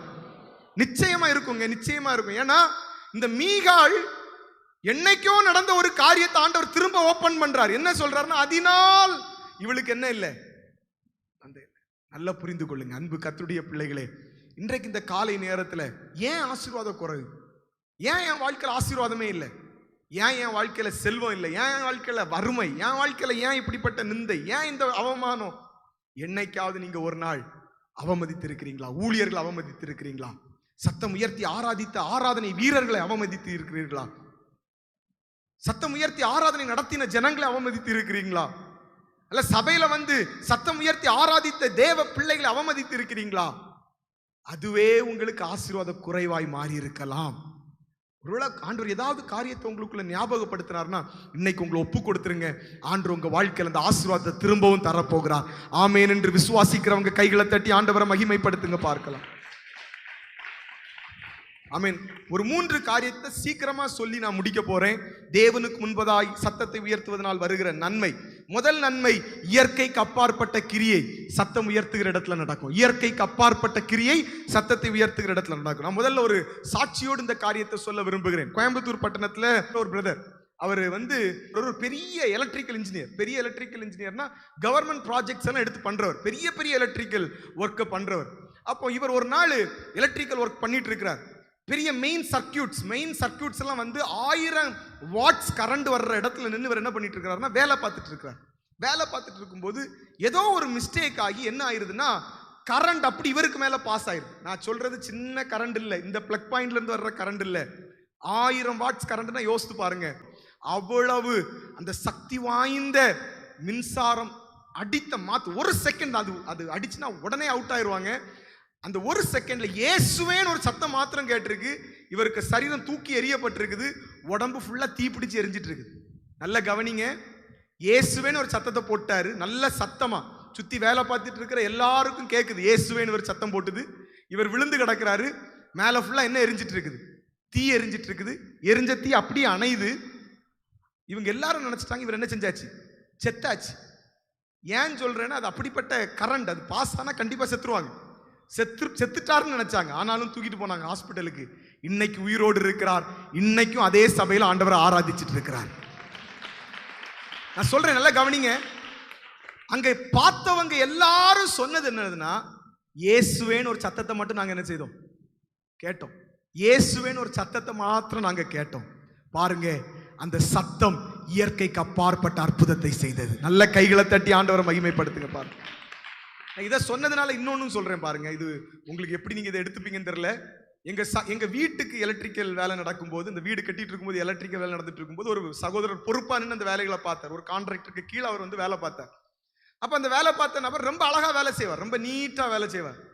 அப்போ ஒரு மெயின்டெனன்ஸ் ஒர்க்காக ஒரு வருஷத்துக்கு முன்னாடி அதே கான்ட்ராக்டரை கூப்பிட்டு இந்த மெயின்டெனன்ஸ் ஒர்க்கெல்லாம் பண்ணோம் வாங்க அப்படின்னு சொல்லி கூப்பிட்டும் போது நான் சொன்னேன், இந்த வேலைகளெல்லாம் செஞ்ச ஒரு பிரதர் இருக்கிறார்ல, அவர் வந்து அவருக்கு ஈஸியாக எல்லாம் தெரியுமே அப்படின்னு சொல்லி கேட்டும்போது அவர் சொன்னார், அவர் வீட்டில் மிக்சி ரிப்பேர் பண்ணிட்டு இருக்கும்போது எர்த்த அடிச்சு ஸ்பாட்ல என்ன செஞ்சுட்டாராம்? இறந்துருக்கிறார். நான் சொல்றது ஏதோ பெரிய கரண்ட் பாஸ் ஆகி ஆளு அவுட் ஆகல. சின்ன மிக்சியில வர்ற கரண்ட் அவ்வளோ பெருசா ஒன்றும் நம்மளை பாதிக்காது. ஆனா அந்த கரண்ட் அடிச்சு சாகும்போது இவ்வளவு பெரிய மின்சார சக்தி பாய்ந்தும் இன்றைக்கும் ஒரு மனிதன் உயிரோடு இருக்கிறார் என்றால் அது அவர் எழுப்பின சத்தம். அந்த சத்தம் இயற்கைக்கு அப்பாற்பட்ட அற்புதத்தை செய்தது. எந்த மாற்று கருத்தும் கிடையாது. பார்த்தவங்க எல்லாம் சொன்னது அதுதான். தீப்பிடிச்சு எரிஞ்சு, அவருக்கு உடம்பு ஃபுல்லா தீப்பிடிச்சு எரிஞ்சுது.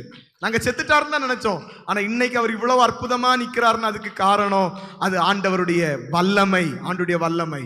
பாருங்க, இயற்கைக்கு அப்பாற்பட்ட கிரியை செய்கிற ஆண்டவருடைய சத்தம். நல்ல கவனிங்க. யோசுவா 6வது அதிகாரம் அதனுடைய 1வது அதிகார வசனத்திலிருந்து நீங்கள் வாசிக்கும் போது அங்கே ஒரு சம்பவத்தை நாம் பார்க்க முடியும். எரிகோ கோட்டைக்கு முன்பாக இப்போ ஜனங்கள் வந்து நிற்கிறார்கள். இஸ்ரவேல் ஜனங்கள் எரிகோ கோட்டைக்கு முன்பாக வந்து நின்று கொண்டு, இந்த எரிகோ கோட்டை எப்படி தாண்டுவது? இவ்வளவு பெரிய கோட்டை இருக்கிறதே, இந்த கோட்டையை நாம் எப்படி தாண்டி போக போகிறோம்? இந்த கோட்டையை நாம் எப்படி பிடிக்க போகிறோம்? ஜனங்கள் எல்லாம் சவால், அவர்களுக்கு முன்பாக இருந்த ஒரு பெரிய சவால். இவ்வளவு பெரிய ப்ராப்ளத்தை நம்ம எப்படி ஃபேஸ் பண்ண போறோம்? இவ்வளவு பெரிய காரியத்தை நம்ம எப்படி முறியடிக்க போறோம்? எப்படி ஜெயம் பெற போறோம்? யோசுவாவிட்ட ஆண்டவர் சொன்ன ஒரு காரியம், 7 நாள் சுற்றி வரணும். 7 நாள் சுற்றி வரும்போது 6 நாள் மௌனமாய் சுற்றி வரணும். 7வது நாள் ஆர்ப்பரிக்கணும். கையை உயர்த்தி அல்லேலூயா சொல்லுங்க பார்க்கலாம். யோசுவாட்ட ஆண்டவர் சொல்றாரு. இதை சொல்லும் போது யோசுவா ஜனங்கள்கிட்ட சொல்றான். 10வது வசனத்தை பாருங்க. அந்த 10வது வசனத்தை யோசுவா ஜனங்களை நோக்கி, நான் சொல்லும் மட்டும் நீங்கள் ஆர்ப்பரியாமலும் உங்கள் வாயினால் சத்தம் காட்டாமலும் இருங்கள். உங்கள் வாயிலிருந்து ஒரு பேச்சும் புறப்பட வேண்டாம். ஆர்ப்பரியுங்கள் என்று உங்களுக்கு நான் சொல்லும் நாளிலே ஆர்ப்பரியுங்கள் என்று ஆர்ப்பரிப்பீர்களாக என்று கட்டளையிட்டிருந்தான். அதே போல ஜனங்கள் ஆர்ப்பரித்தார்கள். 20வது வசனத்தை பாருங்க. எக்காலங்களை ஊதுகையில் ஜனங்கள் ஆர்ப்பரித்தார்கள். எக்கால சத்தத்தை ஜனங்கள் கேட்டு மகா ஆரவாரத்தோடு முழங்குகையில் அலங்கம் இடிந்து விழுந்தது. நல்ல கைகளை தட்டி ஆண்டவரை மகிமைப்படுத்துங்க பார்க்கலாம். எக்கால சத்தம், ஆமென், அவர்களுடைய சத்தம், அவருடைய வாயிலிருந்து புறப்பட்ட சத்தம், அந்த பெரு வெள்ளத்தின் சத்தம் அந்த கோட்டையை முறியடிக்குமானால், இயற்கைக்கு அப்பாற்பட்ட ஒரு அற்புதத்தை செய்யுமானால், இந்த காலை நேரத்தில் இந்த சத்தத்தை கேட்டுக்கொண்டிருக்கிற நீங்கள் சத்தம் உயர்த்தி கர்த்தரை ஆராதிப்பீர்கள் என்றால் உங்கள் வாழ்க்கையிலேயும் இயற்கைக்கு அப்பாற்பட்ட கிரியையை செய்ய ஆண்டவர் உண்மை உள்ளவராய் இருக்கிறார். விசுவாசிக்கிறவங்க ஒரு நிமிஷம் கைகளை தட்டி, யோசுவா அன்றைக்கு ஜனங்களை பார்த்து சொன்னது போல இன்றைக்கு நான் சபையை பார்த்து சொல்லுகிறேன், நீங்கள் ஆர்ப்பரியுங்கள். இன்னும் கைகளை தட்டி ஒரு 2 நிமிடம் ஆர்ப்பரியுங்கள். இயற்கைக்கு அப்பாற்பட்ட அற்புதங்கள் உங்கள் சத்தத்திற்குள்ளாய் மறைந்திருக்கிறது. இயற்கைக்கு அப்பாற்பட்ட அற்புதம். சத்தம் எழும்பட்டும் பிரியமானவர்களே, சத்தம் எழும்பட்டும் பிரியமானவர்களே, ஆர்ப்பரிப்பின் சத்தம் எழும்பட்டும். ஜனங்கள் ஆர்ப்பரித்தார்கள். எக்கால சத்தத்தை ஜனங்கள் கேட்டு மகா ஆரவாரத்தோடு முழங்கையில் அலங்கம் இடிந்து விழுந்தது. உடனே ஜனங்கள் அவரவர் தங்களுக்கு நேராக பட்டணத்தில் ஏறி பட்டணத்தை பிடித்தார்கள். பட்டணத்தை பிடித்தார்கள். என்னங்க, அவ்வளவு பெரிய அலங்கத்தை உடைப்பதற்கு என்ன ஆயுதத்தை கொண்டு போனாங்க? ஆர்ப்பரித்தார்கள். ஆர்ப்பரிக்கும் போது இயற்கைக்கு அப்பாற்பட்ட அற்புதம். இந்த காலை நேரத்தில் எரிகோ போன்ற தடையோடு வந்து நிற்கிறீர்களா? அந்த இடத்துல பெரிய கோட்டைகளை முன்னாடி வச்சுட்டு வந்து நிற்கிறீங்களா? அங்க கண்ணீரின் பள்ளத்தாக்கு எப்படி நான் தாண்ட போறேன்? அன்றைக்கு இஸ்ரவேல் ஜனங்களுக்கு இருந்த கேள்வி எல்லாம் இதுதான். இவ்வளவு பெரிய எரிகோ கோட்டை, நாம் நேற்றுக்கு பார்க்கும்போது எரிகோ கோட்டைக்கு ஹைட் 21 மீட்டர் அப்படின்னு போட்டிருந்தாங்க. 8ல இருந்து 21 மீட்டர் இருக்கணும். அப்படின்னா கிட்டத்தட்ட 40-50 அடிக்கு மேலதான் அதனுடைய ஹைட். அவ்வளவு ஹைட்டான ஒரு அலங்கம் மிடிந்து விழுவதற்கு ஒரு ஆயுதம் கிடையாது, ஆர்ப்பரிப்பு தான் ஆயுதம். ஆர்ப்பரிப்பு தான் ஆயுதம். இந்த காலை நேரத்தில் நெருக்கப்பட்டு ஒடுக்கப்பட்டு தப்பி பிழைப்பதற்கு வழியே இல்லாம இந்த இடத்துல வந்து இந்த செய்தியை கேட்டுட்டு இருக்கிறீங்களா? ஆசீர்வாதமே இல்லை, என் வாழ்க்கையில வறுமை, என் வாழ்க்கையில பிரச்சனை, எவ்வளவு ஜெபிக்கிறேனோ அவ்வளவுக்கு போராட்டத்தை பார்த்துட்டு இருக்கிறேன்னு சொல்லிட்டு இருக்கிறீங்களா? கொஞ்சம் சத்தம் உயர்த்தி ஆர்ப்பரித்து பாருங்க. எரிகோ கோட்டை உங்க கண்களுக்கு முன்பாக இடிந்து தரை மட்டுமாய் விழுவதை நீங்கள் காண்பீர்கள்.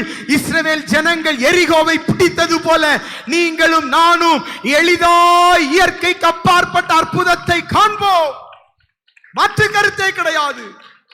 நிச்சயமாய் செய்வார், நிச்சயமாய் செய்வார். முதல்ல இயற்கைக்கு அப்பாற்பட்ட கிரியை. இரண்டாவது பாருங்க, சத்தம் தேவனை நிற்க பண்ணும். சத்தம் தேவனை நிற்க பண்ணும், நிற்க பண்ணும், நிற்க பண்ணும். நிறைய நேரத்தில் நம்ம சத்தம் கூப்பிட்டு எவ்வளவு சத்தம் உயர்த்தி கூப்பிட்டாலும் சில மனுஷங்க கேட்காதது மாதிரியே போயிடுவாங்க, கேட்காதது மாதிரியே போயிடுவாங்க. ஆனா நல்லா புரிந்து கொள்ளுங்க, நீங்களும் நானும் கல்லையோ மண்ணையோ காதிருந்தும் கேட்காத ஆண்டவரை ஆராதிக்கவில்லை.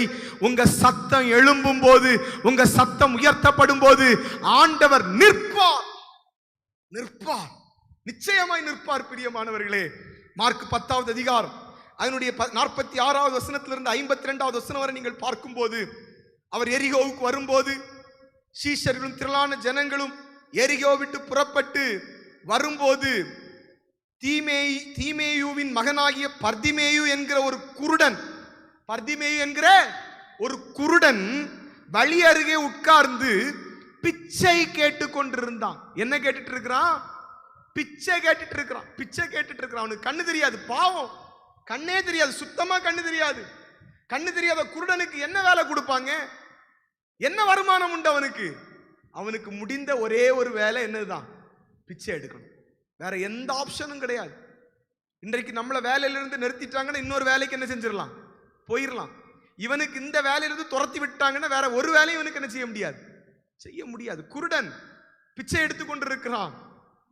பாருங்க 47வது வசனத்துல பாருங்க, நசரேயனாகிய இயேசு வருகிறார் என்று கேள்விப்பட்டு இவன் இயேசுவே தாவீதின் குமாரனே எனக்கு இறங்கும் என்று கூப்பிட தொடங்கினான். கூப்பிட தொடங்கினான், கொஞ்சம் சத்தம் போட்டு கூப்பிட தொடங்குறான். கூப்பிட தொடங்கும் போது 48வது வசனத்தை பாருங்க, அவன் பேசாதிருக்கும்படி அநேகர் அவனை அதட்டினார்கள். இப்ப இவன் கூப்பிட தான் ஆரம்பிச்சான், கொஞ்சம் தான் சத்தம் உயர்த்துறான். தாவீதின் குமாரனே எனக்கு இறங்கும், எனக்கு இறங்கும், எனக்கு இறங்கும்னு சத்தம் போட்டுட்டு இருந்திருப்பான். பாவம், கண்ணு தெரியாது, அவர் எந்த திசையில போறாருன்னு அவனுக்கு தெரியாது. ஆனா அங்க ஏதோ சத்தம் போது, அங்க ஆண்டவர் போறாருன்னு மட்டும் கேள்விப்படுறான், சத்தம் போடுறான், தாவீதின் குமாரனே எனக்கு இறங்கும், எனக்கு இறங்கும், எனக்கு இறங்கும். பக்கத்துல இருக்கிறவங்க எல்லாம் அவனை சத்தம் போடாத என்று சொல்லி அவனை பேசாதிருக்கும்படி அதட்டினாங்க, அவனை அதட்டினாங்க. நல்லா யோசித்து பாருங்க, இவன் யாரு? கண்ணு தெரியாது. இவன் தொழில் என்ன? பிச்சை எடுக்கிற தொழில். நான் என்ன நினைக்கிறேன்னா, இந்த அதட்டினவங்கெல்லாம் யாரா இருப்பாங்கன்னா, வாரத்துக்கு ஒரு முறை, வாரத்துக்கு 2 முறை, அல்ல மாசத்துக்கு ஒரு முறை இவனுக்கு இந்த ஏழ்மையை பார்த்து, ஐயோ பாவம் கண்ணு தெரியாதவன் பார்த்து அப்பப்போ வந்து ஒரு சின்ன பிச்சை பணத்தை போடுறவங்க தான் இங்க என்ன செஞ்சிருப்பாங்க? ஏய் பர்திமேயு சத்தம் போடாத, சத்தம் போடாத அப்படின்னு சொல்லி என்ன செஞ்சிருப்பாங்க? அதட்டி இருப்பாங்க. இவனுக்கும் இந்த சத்தம் கேட்ட உடனே என்ன செய்யும்? தெரியும், ஓ இவர் வாரம் வாரம் நமக்கு என்ன தருவாரு? பிச்சை தர்றவர். இவர் சொல்றத கேட்கலன்னா அடுத்த நாள் நமக்கு என்ன கிடைக்காது? பிச்சை கிடைக்காது. இவர் சொல்றதை நம்ம என்ன செஞ்சிடணும்? கேட்டுறணும்னு சொல்லி இவன் அமைதியா இருக்கல. இவனுக்குள்ள இருந்த விசுவாசம் என்ன தெரியுமா? இவன் சொல்றதை கேட்டா சாகிறது வரை நம்ம எப்படிதான் இருக்கணும்? பிச்சை எடுத்துட்டே இருக்கணும். ஆனா நான் இன்னும் கொஞ்சம் சத்தம் உயர்த்தி கூப்பிட்டேன்னா, அந்த ஆண்டவருக்கு என் சத்தம் கேட்டுட்டுனா, இனிமேல் நான் பிச்சை எடுக்க வேண்டிய அவசியமே கிடையாது. இனிமேல் நான் விடுதலையா இருக்க எனக்கு முடியும் என்கிற விசுவாசம் உள்ளவன், விசுவாசம் உள்ள என்ன பண்றான் பாருங்க. 48ல 2வது பகுதியை பாருங்க. அவனோ தாவீதின் குமாரனே எனக்கு இறங்கும் என்று முன்னிலும் அதிகமாய் கூப்பிட்டான். கைகளை உயர்த்தினா சொல்லுங்க பார்க்கலாம். முதல்ல கூப்பிட்டது கொஞ்சம் சத்தம், ரெண்டாவது கூப்பிட்டதுன்னு ஒரு பயம் கலந்த சத்தம். எம்ம இன்னும் ஒருக்கா கூப்பிட்டு இவருக்கு கேட்கலன்னா இந்த பொழப்பு என்ன செஞ்சிடும், போயிரும். இப்ப எப்படியாவது அவருக்கு காதுல இந்த சத்தம் கேட்டுறணும்னு சொல்லி அவன் என்ன பண்றான்னா, எனக்கு இறங்கும் என்று சொல்லி முன்னிலும் அதிகமாய் கூப்பிட்டான். இந்த சத்தத்தை கேட்டு 49வது வசனம் சொல்லுகிறது, இயேசு நின்றார். கைகளை உயர்த்துறல்ல சொல்லுங்க பார்க்கலாம். இயேசு நின்றார். இயேசு நிக்கிறாருங்க. யாருக்கு சத்தத்தை கேட்டு நிக்கிறாரு? பிச்சை எடுக்கிற ஒரு குருடனுக்கு சத்தத்தை கேட்டு நிக்கிறார். ஒரு குருடனுக்கு சத்தம், பிச்சை எடுக்கிறவனுக்கு சத்தத்தை கேட்டு நிக்கிறார். நின்றவர் அவனை தம்மன்றாயாய் கூப்பிடுகிறார், அழைக்கிறார். குருடனை அழைத்து, திடன்கொள், எழுந்திரு, உன்னை அழைக்கிறார் என்றார்கள். உடனே அவன் தன் மேல் வஸ்திரத்தை எரிந்துவிட்டு எழுந்து இயேசுவிடத்தில் வந்தான். இயேசு அவனை நோக்கி, நான் உனக்கு என்ன செய்ய வேண்டும் என்று இருக்கிறாய் என்றார். அதற்கு அந்த குருடன், ஆண்டவரே, நான் பார்வையடைய வேண்டும், நான் பார்வையடைய வேண்டும். அந்த சத்தம் ஆண்டவரை நிற்க பண்ணினது. இவனுக்கு நிரந்தரமான பார்வை ஆண்டவர் கொடுத்தார். நான் என்ன நம்புறேன்னா, அடுத்த நாள்லாம் வந்து பார்த்திருப்பாங்க, இந்த பிச்சைக்காரன் இருந்த இடம் சும்மா கிடந்திருக்கும். ஏன்னா இவன் சத்தத்தை ஆண்டவர் கேட்டார், இவனுக்கு விடுதலை கொடுத்தார். நல்ல கைகளை தட்டி ஆண்டவரை மகிமைப்படுத்துங்க பார்க்கலாம். ஒருவேளை நீங்க சத்தம் விடுறது நிறைய பேருக்கு சொல்ல, நீ சத்தம் போடாது. ஆனா அந்த பர்திமேயு குருடனை போல இந்த ஒரு வாய்ப்பை நான் விட்டுட்டேன்னா சாகிறத நான் இப்படிதான் இருக்கணும், குருடனா தான் இருக்கணும். கிடைக்கிற இந்த ஒரு வாய்ப்பை நீங்க பயன்படுத்துங்க. இயேசுவேன்னு கூப்பிடுங்க, உரத்த சத்தமா கூடுங்க. தடை வருதா, சத்தம் போடாதன்னு சொல்றாங்களா, மௌனமா இருன்னு சொல்றாங்களா, இன்னும் சத்தத்தை உயர்த்துங்க, இன்னும் முழு பலத்தோடு உயர்த்துங்க. ஆண்டவர் நிற்பார், உங்களுக்கு ஒரு பெரிய அற்புதத்தை செய்வார். விசுவாசிக்கிறீங்களா? ஆண்டவர் எனக்காக நின்று என் சத்தத்தை கேட்டு எனக்கு ஒரு அற்புதத்தை செய்வார் என்று விசுவாசிக்கிறவங்க நல்ல கைகளை தட்டி ஆண்டவரை மகிமைப்படுத்துங்க பார்க்கலாம். நிச்சயமாய் ஆண்டவர் நிற்பார். உங்க சத்தத்தை கேட்டு அவர் அப்படியே போகிறவர் அல்ல. கடைசியா பாருங்க, தேவன் விரும்பாத சத்தம். தேவன் விரும்பாத சத்தம் ஒரே ஒரு சத்தம். நான் அதை மாத்திரம் சொல்லிட்டு நான் முடிக்க போறேன். நல்ல கவனிங்க. தேவன் எல்லா சத்தத்தையும், உற்சாகம் உள்ள சத்தத்தை ஆண்டவர் விரும்புகிறார். நீங்க சத்தம் உயர்த்தி ஆராதிக்கிறத ஆண்டவர் விரும்புகிறார். ஆனா தேவன் விரும்பாத சத்தம் என்ன தெரியுமா?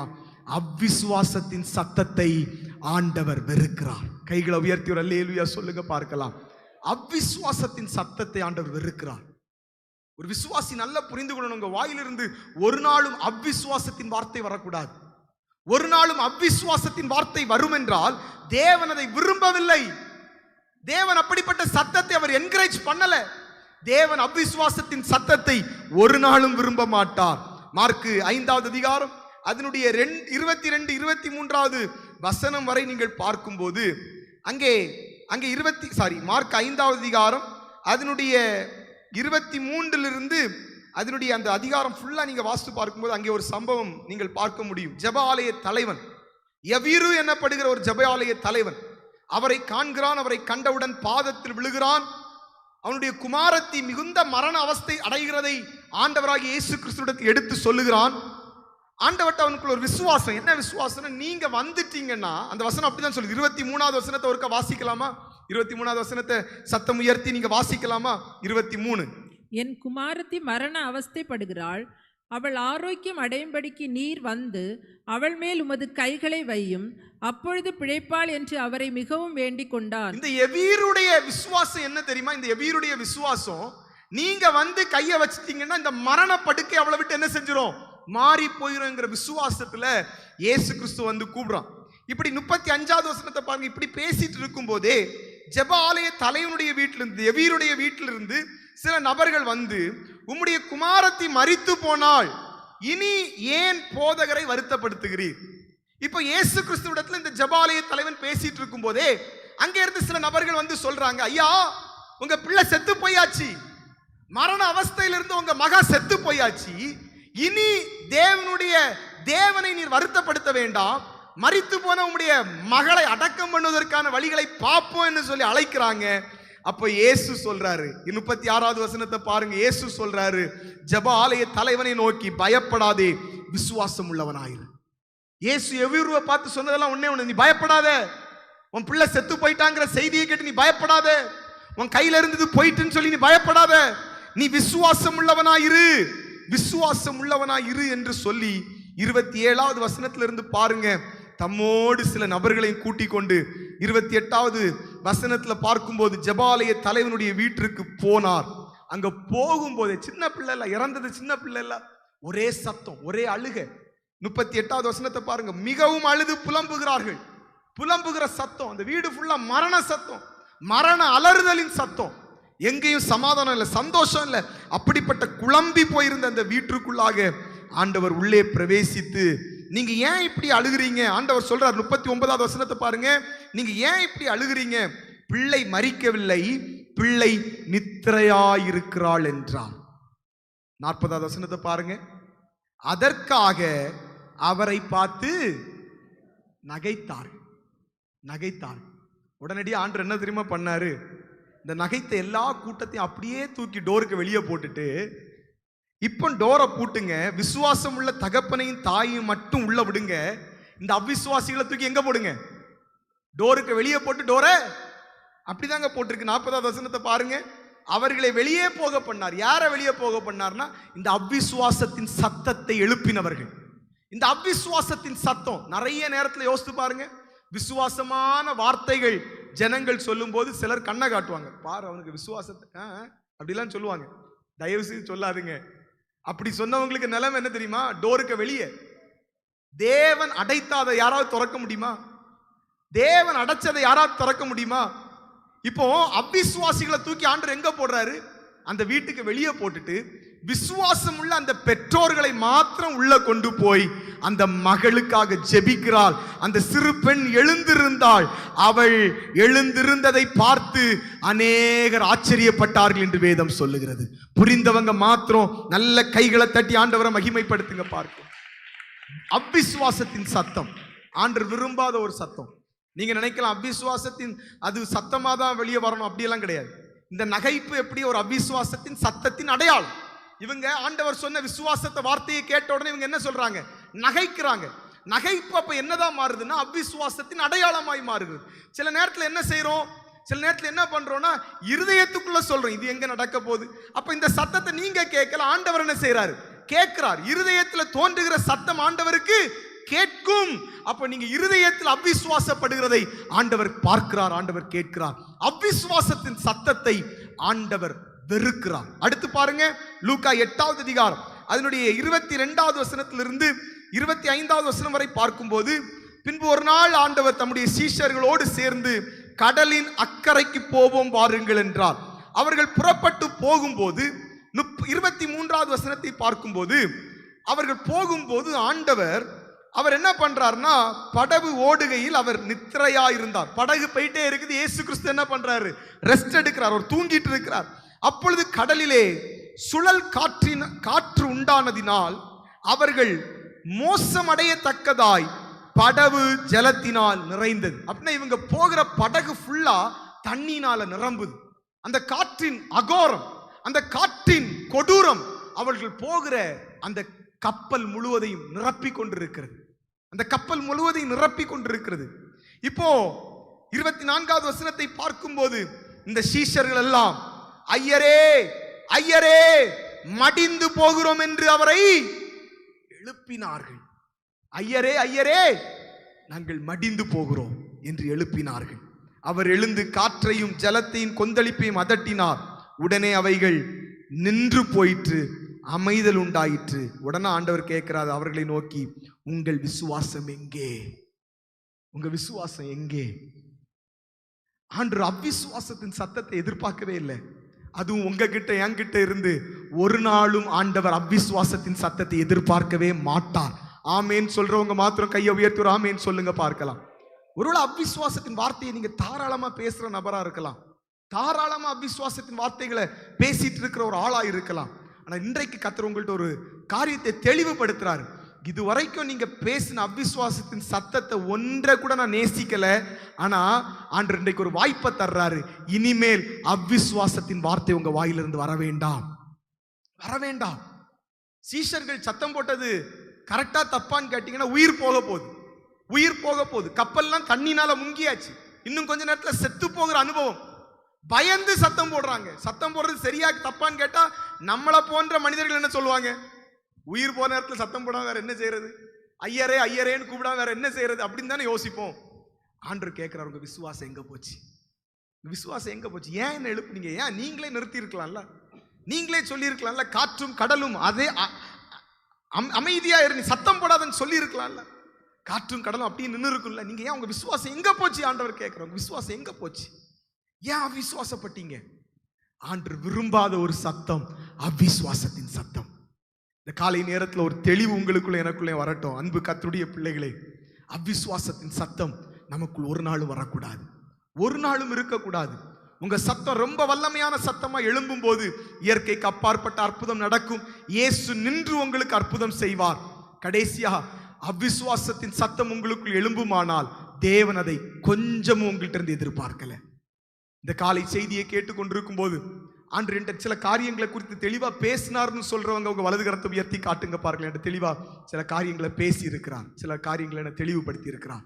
நிச்சயமா சொல்றேன், இனிமேல் உங்க சத்தம் எழும்பணும். ஆராதனையில வந்துட்டு அமைதியா இருக்கக்கூடாது. நான் ரொம்ப வருத்தப்படுற ஒரு காரியம், ஆமீன், சிலர்லாம் நிக்கிற பொசிஷனை பார்த்தா நமக்கே கஷ்டமா இருக்கும். அப்ப ஆண்டவர் எப்படி யோசிப்பார்? யோசித்து பாருங்க. ஆண்டவர் எப்படி அப்படி எப்படி நினைப்பார்? எப்படி நினைப்பார்? உங்க சத்தத்தை உயர்த்துவதற்காக தான் ஆண்டவர் இந்த இடத்துக்கு உங்களை கொண்டு வந்திருக்கிறார். எத்தனை பேருக்கு ஆமீன் சொல்ல முடியும்? கையை உயர்த்துற ஆமீன் சொல்லுங்க பார்க்கலாம். சிலரை ஜெபிக்க சொல்லி பாருங்க, பயங்கர சத்தமா ஜெபிப்பாங்க, பயங்கர சத்தமா. ஆனா ஆராதிக்கும் போது அவங்கள பாருங்க, நோட் பண்ணுங்க. நீங்க சும்மா நம்ம சபையில் நோட் பண்ணுங்களா, நோட் பண்ணுங்களா? ஆண்டவர் அதையா விரும்புறாரு? அதையா விரும்புறாரு? கொஞ்சம் சொல்லுங்க, அதையா விரும்புறாரு? நீங்க அவரை ஆராதிப்பதை ஆண்டவர் விரும்புறார். உங்க சத்தம் அவருக்கு நேராக உயர்த்தப்படுறதை ஆண்டவர் விரும்புறார். நீங்க ஜெபத்துல நீங்க மௌனமா இருந்து ஜோம் பண்ணுங்க, நீங்க மைக்க பிடிச்சு ஜோம் பண்ணுங்க, மைக்க பிடிக்காம ஜோம் பண்ணுங்க, எப்படியும் ஜோம் பண்ணுங்க. ஆனா ஆண்டவர் ஆராதிக்கிற இடத்துல உங்க சத்தம் எழும்பிதான் ஆகணும். ஆமென் என்று சொல்றவங்க மாத்திரம் தலைக்கு மேல கையை தட்டி, ஆண்டவரே உங்க சமூகத்துல சத்தம் உயர்த்தி ஆராதிக்க எனக்கு பலம் தாங்கப்பா. சிலருக்கு அவங்களுக்கு ஜெபிக்க சொன்னாதான் அவங்க சத்தமே வரும். நல்லா பாருங்க, சிலருக்கு நீங்க பிரதர் ஒரு ஜோம் பண்ணுங்க, சிஸ்டர் ஒரு ஜோம் பண்ணுங்கன்னா எப்பா சத்தம் எங்க இருந்து வருதுன்னே தெரியாது. ஆனா ஆராதனை நேரத்தில் அதே ஆளை பாருங்க, ஒன்னும் இருக்காது, ஆவியும் இருக்காது, அனலும் இருக்காது, கையை கட்டிட்டு தான் சிலது நிற்கும், சிலது கையை இப்படி வச்சுட்டு நிற்கும், சிலது அங்கேயும் இங்கேயும் பார்த்துட்டு நிற்கும். நான் சொல்றேன், நாங்க இதை பார்க்கறது எங்களுக்கு அவசியமே கிடையாது. ஆண்டவர் ஒருத்தர் பார்த்துட்டே இருக்கிறார், ஆண்டவர் ஒருத்தர் பார்த்துட்டே இருக்கிறார். செய்தி நேரத்தில் எத்தனை பேர் நோட்ஸ் எடுக்கிறீங்க? எடுக்கிறவங்க கையை உயர்த்தி காட்டுங்க. எடுக்கிறவங்க ரொம்ப சந்தோஷம், ரொம்ப சந்தோஷம், ரொம்ப சந்தோஷம். இதெல்லாம் ரொம்ப முக்கியமான காரியங்கள் பிரியமானவர்களே, இதெல்லாம் ரொம்ப முக்கியமான காரியம். சபைக்கு வர்றோம், சும்மா கொஞ்ச நேரம் அப்படியே இருந்துட்டு போறோம், அப்படி கிடையாது. இனிமேல் நம்முடைய அனுபவங்கள் மாறணும், சத்தம் எழும்பணும், நோட்ஸ் எடுக்கணும், நல்ல ஆண்டவர் விரும்புகிற ஒரு தெய்வ பிள்ளையாய் நாம் மாறணும். ஆமென். கர்த்தர் என்கிட்ட பேசினாரு, கர்த்தர் என்கிட்ட இடைப்பட்டார்னு சொல்றவங்க மாத்திரம் ஒரு நிமிடம் உட்கார்ந்து இருக்கிற இடத்திலேயே நான் சத்தம் போட போறதில்லை. நீங்க நல்ல ஆவியில நிரம்பி நல்ல முழு பலத்தோடு சத்தம் உயர்த்துகிறதுனால் வருகிற ஆசீர்வாதங்களை நாம் கேட்டோமே, சத்தம் உயர்த்துகிறதுனால் வருகிற நன்மைகளை நாம் பார்த்தோமே. முடிந்தவங்க இன்னும் முழு பலத்தோடு எஸ் எஸ் எஸ் நிறுத்தாதுங்க, நிறுத்திராதுங்க. ஆண்டவர் உங்களுக்கு கொஞ்சம் பலம் தந்திருக்கலாம், அந்த கொஞ்சம் பலத்தை எழுப்புங்க, எழுப்புங்க, எழுப்புங்க. வீட்டுல எவ்வளவு சத்தம் போடுறோம், ஆண்டவருக்கு சமூகத்துல எங்க போச்சு நம்முடைய சத்தம்? எங்க போச்சு நம்முடைய சத்தம்? ஆண்டவர் விரும்புறாரே, ஆண்டவர் உங்க சத்தத்தை விரும்புறாரே, ஆண்டவர் உங்க சத்தத்தை எதிர்பார்க்கிறாரே, ஆண்டவர் ஆர்ப்பரிப்பின் சத்தத்தை எதிர்பார்க்கிறாரே, எக்காலத்தை போன்ற சத்தத்தை உங்களிடத்திலிருந்து எதிர்பார்க்கிறாரே. ஹalleluya. இன்னும் முழு பலத்தோடு ஆண்டவரை மகிமைப்படுத்துவோம். ஆர்ப்பரிப்பின் சத்தம், ஆர்ப்பரிப்பின் சத்தம், இப்படிதாங்க. இததான் ஆண்டவர் விரும்புறாரு, இததான் ஆண்டவர் விரும்புறாரு, இததான் ஆண்டவர் விரும்புறாரு. நீங்க ஆர்ப்பரிக்கிற ஆர்ப்பரிப்பின் சத்தத்தை கேட்டு ஆண்டவர் நின்று கொண்டிருக்கிறார், உங்க அருகாமையில் நின்று கொண்டிருக்கிறார், உங்க அருகாமையில் நின்று கொண்டிருக்கிறார். இயற்கைக்கு அப்பாற்பட்ட அற்புதத்தை ஆண்டவர் செய்து கொண்டிருக்கிறார், இயற்கைக்கு அப்பாற்பட்ட அதிசயங்களை ஆண்டவர் செய்து கொண்டிருக்கிறார், இயற்கைக்கு அப்பாற்பட்ட கிரியைகளை ஆண்டவர் செய்து கொண்டிருக்கிறார். எவ்வளவு போராடி பார்த்தாச்சு, எவ்வளவு முயற்சி செய்தாச்சு, எல்லாம் ஃபெயிலியர் பிரதர். இனிமேல் என்ன சத்தம் போட்டாலும் நடக்காது. நோ நோ, ஒரு நாளும் அப்படி கிடையாது பிரியமானவர்களே. நீங்க சத்தம் உயர்த்துங்க. இயற்கைக்கு அப்பாற்பட்ட எரிகோ கோட்டை விழுமானால் உங்க வாழ்க்கையில் இருக்கிற போராட்டங்களுக்கு இன்றைக்கு ஒரு விடுதலை. ஆர்ப்பரிங்க, ஆர்ப்பரிங்க, ஆர்ப்பரிங்க, ஆர்ப்பரிங்க, ஆர்ப்பரிங்க, ஆர்ப்பரிங்க, முழு பலத்தோடு ஆர்ப்பரிங்க. Yes yes yes yes. சத்தத்தை கேட்டு ஆண்டவர் நிற்கிறார். சத்தத்தை கேட்டு ஆண்டவர் நிற்கிறார். சத்தத்தை கேட்டு ஆண்டவர் நிற்கிறார். யோசுவா ஜனங்களை பார்த்து ஆர்ப்பரியுங்கள் என்று சொன்ன மாத்திரத்தில் ஜனங்கள் ஆர்ப்பரித்தது போல இந்த காலை நேரத்தில் சபைக்குள்ளாக ஒரு ஆர்ப்பரிப்பின் சத்தம். எஸ், மகிமை மகிமை மகிமை மகிமை. ஹalleluya. நீ நல்லவர் அப்பா, நீ நல்லவர், நீ நல்லவர். அப்படியே நாம் எழுந்து நிற்க போறோம். சில காரியங்களுக்காக ஜெபித்து இந்த ஆராதனையை நிறைவு செய்ய போகிறோம். ஆண்டவர் இன்னைக்கு தெளிவா சில காரியங்களை பேசி இருக்கிறார். ஆண்டவர் என்கிட்ட சில காரியங்களை என்கிட்ட தனியா பேசினது போல நான் உணர்ந்தேன். என்கிட்ட பர்சனலா தனிப்பட்ட விதத்துல என்கிட்ட பேசினது போல நான் உணர்ந்தேன். எல்லாரும் கண்களை மூடிருங்க, வலது கரத்தை வானத்திற்கு நேராக உயர்த்துங்க. ஆண்டவர் என்கிட்ட தெளிவா தனிப்பட்ட விதத்தில் ஆண்டவர் என்கிட்ட பேசினது போல சில வார்த்தைகள் எல்லாம் எனக்கு அப்படி இருந்தது அப்படின்னு சொல்றவங்க கண்களை மூடிருங்க. யாரும் சின்ன பிள்ளைங்க கூட கண்ணை வேடிக்கை பார்த்து அங்கங்க பார்த்துட்டு இருக்க கூடாது. கண்ணை மூடி வலது கரத்தை உயர்த்தி தனிப்பட்ட விதத்தில் ஆண்டவர் என்கிட்ட பேசினது போலயே நான் உணர்ந்தேன். ஆண்டவர் என்கிட்ட தெளிவா இன்னைக்கு பேசினார். நல்ல கையை உயர்த்தி இருக்கிற தேவ பிள்ளைகளை பார்த்து நான் சொல்றேன், ஒருவேளை உங்க சத்தத்தை உயர்த்துவதற்கு உங்க சரீரம் ஒத்துழைக்காததா இருக்கலாம். உங்க சத்தத்தை உயர்த்துவதற்கு உங்க சரீரம் பலவீனமான சரீரமா இருக்கலாம். ஆண்டவருக்கு நன்றாய் தெரியும். ஆண்டவர் அதை புரிந்து இருக்கிறார். ஆண்டவர் நம்முடைய இருதயத்தை பார்க்கிறார். நம்முடைய சரீரம் அவருக்கு தெரியும், நல்லா தெரியும். அதுல எந்த பிரச்சனையும் கிடையாது. அதுல பிரச்சனையே கிடையாது. நீங்க மௌனமா ஆராதிங்க, அதுல எந்த தப்பும் கிடையாது. ஆனா சத்தம் உயர்த்தி ஆராதிக்க கர்த்தர் எனக்கு கொஞ்சம் பலன் தந்தா நான் ஆராதிக்க என்னை ஒப்பு கொடுக்கிறேன். எனக்கு அதற்கு வேண்டிய பலனை மாத்திரம் ஆண்டவர் தந்தா போதும் அப்படின்னு இருக்கிறீங்கன்னா கொஞ்சம் வலது கரத்தை உயர்த்தி காட்டுங்க பாருங்க. எனக்கு கொஞ்சம் பலனை மட்டும் ஆண்டவர் தந்துட்டாருன்னா நான் சத்தம் உயர்த்தி ஆராதிக்க நான் ஒப்பு கொடுக்கிறேன். எனக்கு பலன் தான் இல்லை, எனக்கு தொண்டையில பிரச்சனை, எனக்கு வாயில பிரச்சனை, எனக்கு வயிறுல பிரச்சனை. சத்தம் உயர்த்தினேன்னா எனக்கு சில பிரச்சனைகள் இருக்குது. அதனாலதான் நான் சத்தத்தை உயர்த்தாம இருக்கிறேன். ஆனா எனக்கு ஆண்டவர் இன்றைக்கு அதுல ஒரு பலவீனத்துல இருந்து ஒரு விடுதலை தந்துட்டார்னா அந்த சத்தத்தை உயர்த்தி ஆராதிப்பதிலையும் துதிப்பதிலையும் இருக்கிற அந்த தடையில இருந்து, அந்த போராட்டத்துல, அந்த பலவீனத்துல இருந்து ஆண்டவர் கொஞ்சம் என்ன விடுவிச்சிட்டார்னா நான் முழு பலத்தோட ஆராதிக்க என்ன முழுசா ஒப்பு கொடுக்கிறேன்னு சொல்ற கரங்கள் மாத்திரம் உயர்த்தப்படட்டும் இப்பொழுது. ஹalleluya. எல்லாரும் கண்களை மூடுங்க. இப்படிப்பட்டவர்களுக்காக ஒரு நிமிடம் நம்ம ஜெபிக்கலாமா? அன்பின் பரலோக தகப்பனே, சரீரத்துல பலவீனத்தோடு சத்தம் உயர்த்த முடியாமல், சரீரத்துல சில போராட்டங்கள் இருக்கிறதுனால, சில பலவீனங்கள் இருக்கிறதுனால, சில ஆண்டவரே உபாதைகள் இருக்கிறதுனால சத்தம் உயர்த்தி ஆராதிக்க முடியாமல் இந்த இடத்துல கை உயர்த்தி நிற்கிற அன்பு பிள்ளைகளுக்காக ஜெபிக்கிறேன் அப்பா. எந்த சூழ்நிலை இருந்தாலும், எந்த பலவீனம் இருந்தாலும், எப்பேற்பட்ட போராட்டமா இருந்தாலும், இயேசுவின் அதிகாரம் உள்ள நாமத்துல, இயேசுவின் அதிகாரம் உள்ள நாமத்துல, நஸ்ரேனாகிய இயேசு கிறிஸ்துவின் நாமத்துல அவர்களுடைய சரீரத்துல இப்பொழுதே ஒரு புதிய பலன் அவர்களை பலப்படுத்துவதாக. ஆண்டவரே, பலவீனப்படுத்துகிற ஆவிகள் சத்தம் உயர்த்தாதபடி, சத்தம் வெளியே வராதபடி பலவீனப்படுத்துகிற பலவீனத்தின் ஆவிகள் இயேசுவின் நாமத்துல வெளியேறி போகட்டும் அப்பா, வெளியேறி போகட்டும். சிலருடைய வாழ்க்கையில் இருக்கிற எரிகோ கோட்டைகளை கர்த்தர் விடுவிக்க, முறியடிக்க அவர் ஆயத்தமா இருக்கிறாரு. ஆனா நீங்க சத்தத்தை உயர்த்தும் போது கர்த்தர் அதை இந்த ஆராதனையிலே செய்ய போகிறார், இந்த ஆராதனையிலே செய்ய போகிறார். கொஞ்சம் கூட சத்தம் உயர்த்தி கொஞ்சம் முழு பலத்தோடு ஆண்டவர் பலப்படுத்துகிறார், ஆண்டவர் பலப்படுத்துகிறார், ஆண்டவர் பலப்படுத்துகிறார். ஒரு பெரு வெள்ளத்தின் இரைச்சல், ஒரு பெரு வெள்ளத்தின் இரைச்சல்.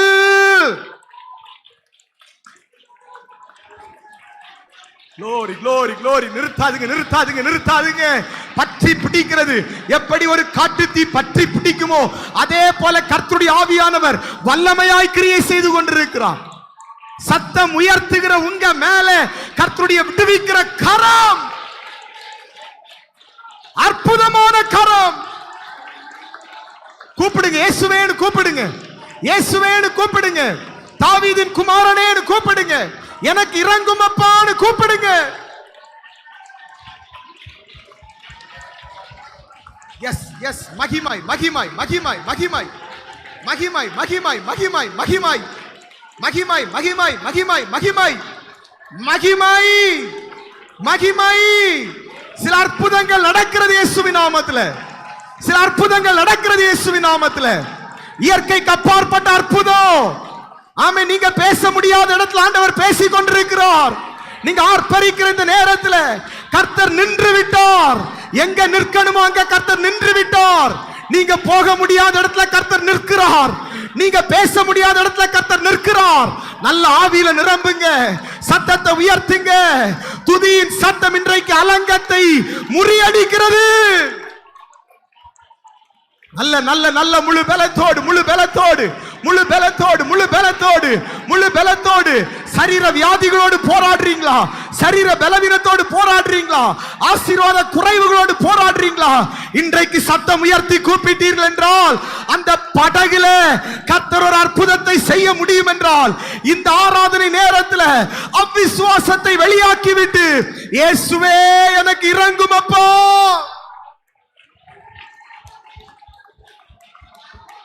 மகிமாய் மகிமாய் மகிமாய் மகிமாய் மகிமாய் மகிமாய் மகிமாய்.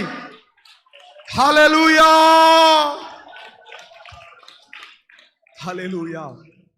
தேவ பிள்ளைகளே, எவ்வளவு ஒரு மகிமையான ஆராதனை நாள்.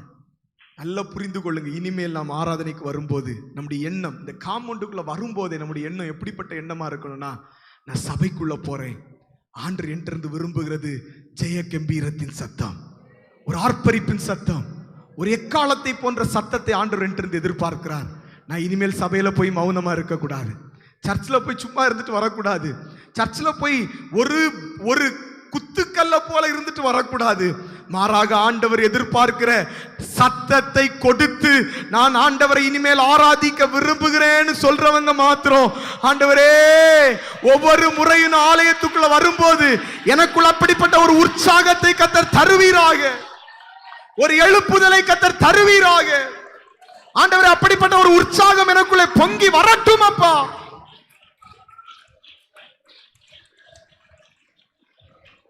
ஹல்லேலூயா. என்ன பிரச்சனை தெரியுமா? இன்னைக்கு நம்ம செய்தியை கேட்டுட்டோம் பாருங்க, எவ்வளவு ஒரு வித்தியாசம், எப்படி நம்ம ஆராதிச்சுட்டு இருக்கிறோம். என்ன பிரச்சனைனா, அடுத்த வாரம் வரும்போது சத்துரு இதை அப்படியே நம்முடைய இருதயத்திலிருந்து என்ன செஞ்சிருவான், வெளியே எடுத்துருவான். போன வாரத்துடைய செய்தி அப்படியே நம்ம மறந்துடுவோம். ஆனா இன்னைக்கு நம்ம என்ன ஜெபம் பண்ண போறோம், ஆண்டவர் இன்னைக்கு நான் கேட்ட இந்த சத்தியம் சாகிறது வரை என் சிந்தையிலிருந்து மாறக்கூடாது, சாகிறது வரை என் சிந்தையிலிருந்து மாறக்கூடாதப்பா. நான் சாகிறது வரை என் சிந்தையிலிருந்து இந்த செய்தி மாறக்கூடாது. நான் என்னைக்கெல்லாம் தேவ சமூகத்துல காலடி எடுத்து வைக்கிறேனோ என் சத்தம் கர்த்தர் விரும்புகிறார், என் சத்தத்தை ஆண்டவர் விரும்புகிறார், என் சத்தத்தை கர்த்தர் பிரியப்படுகிறார். இந்த ஏழையின் சத்தத்தை ஆண்டவர் கேட்க ஆஞ்சையா இருக்கிறார் என்கிற எண்ணத்தை கர்த்தர் எனக்குள்ளே தர வேண்டும், எனக்குள்ளே திரும்ப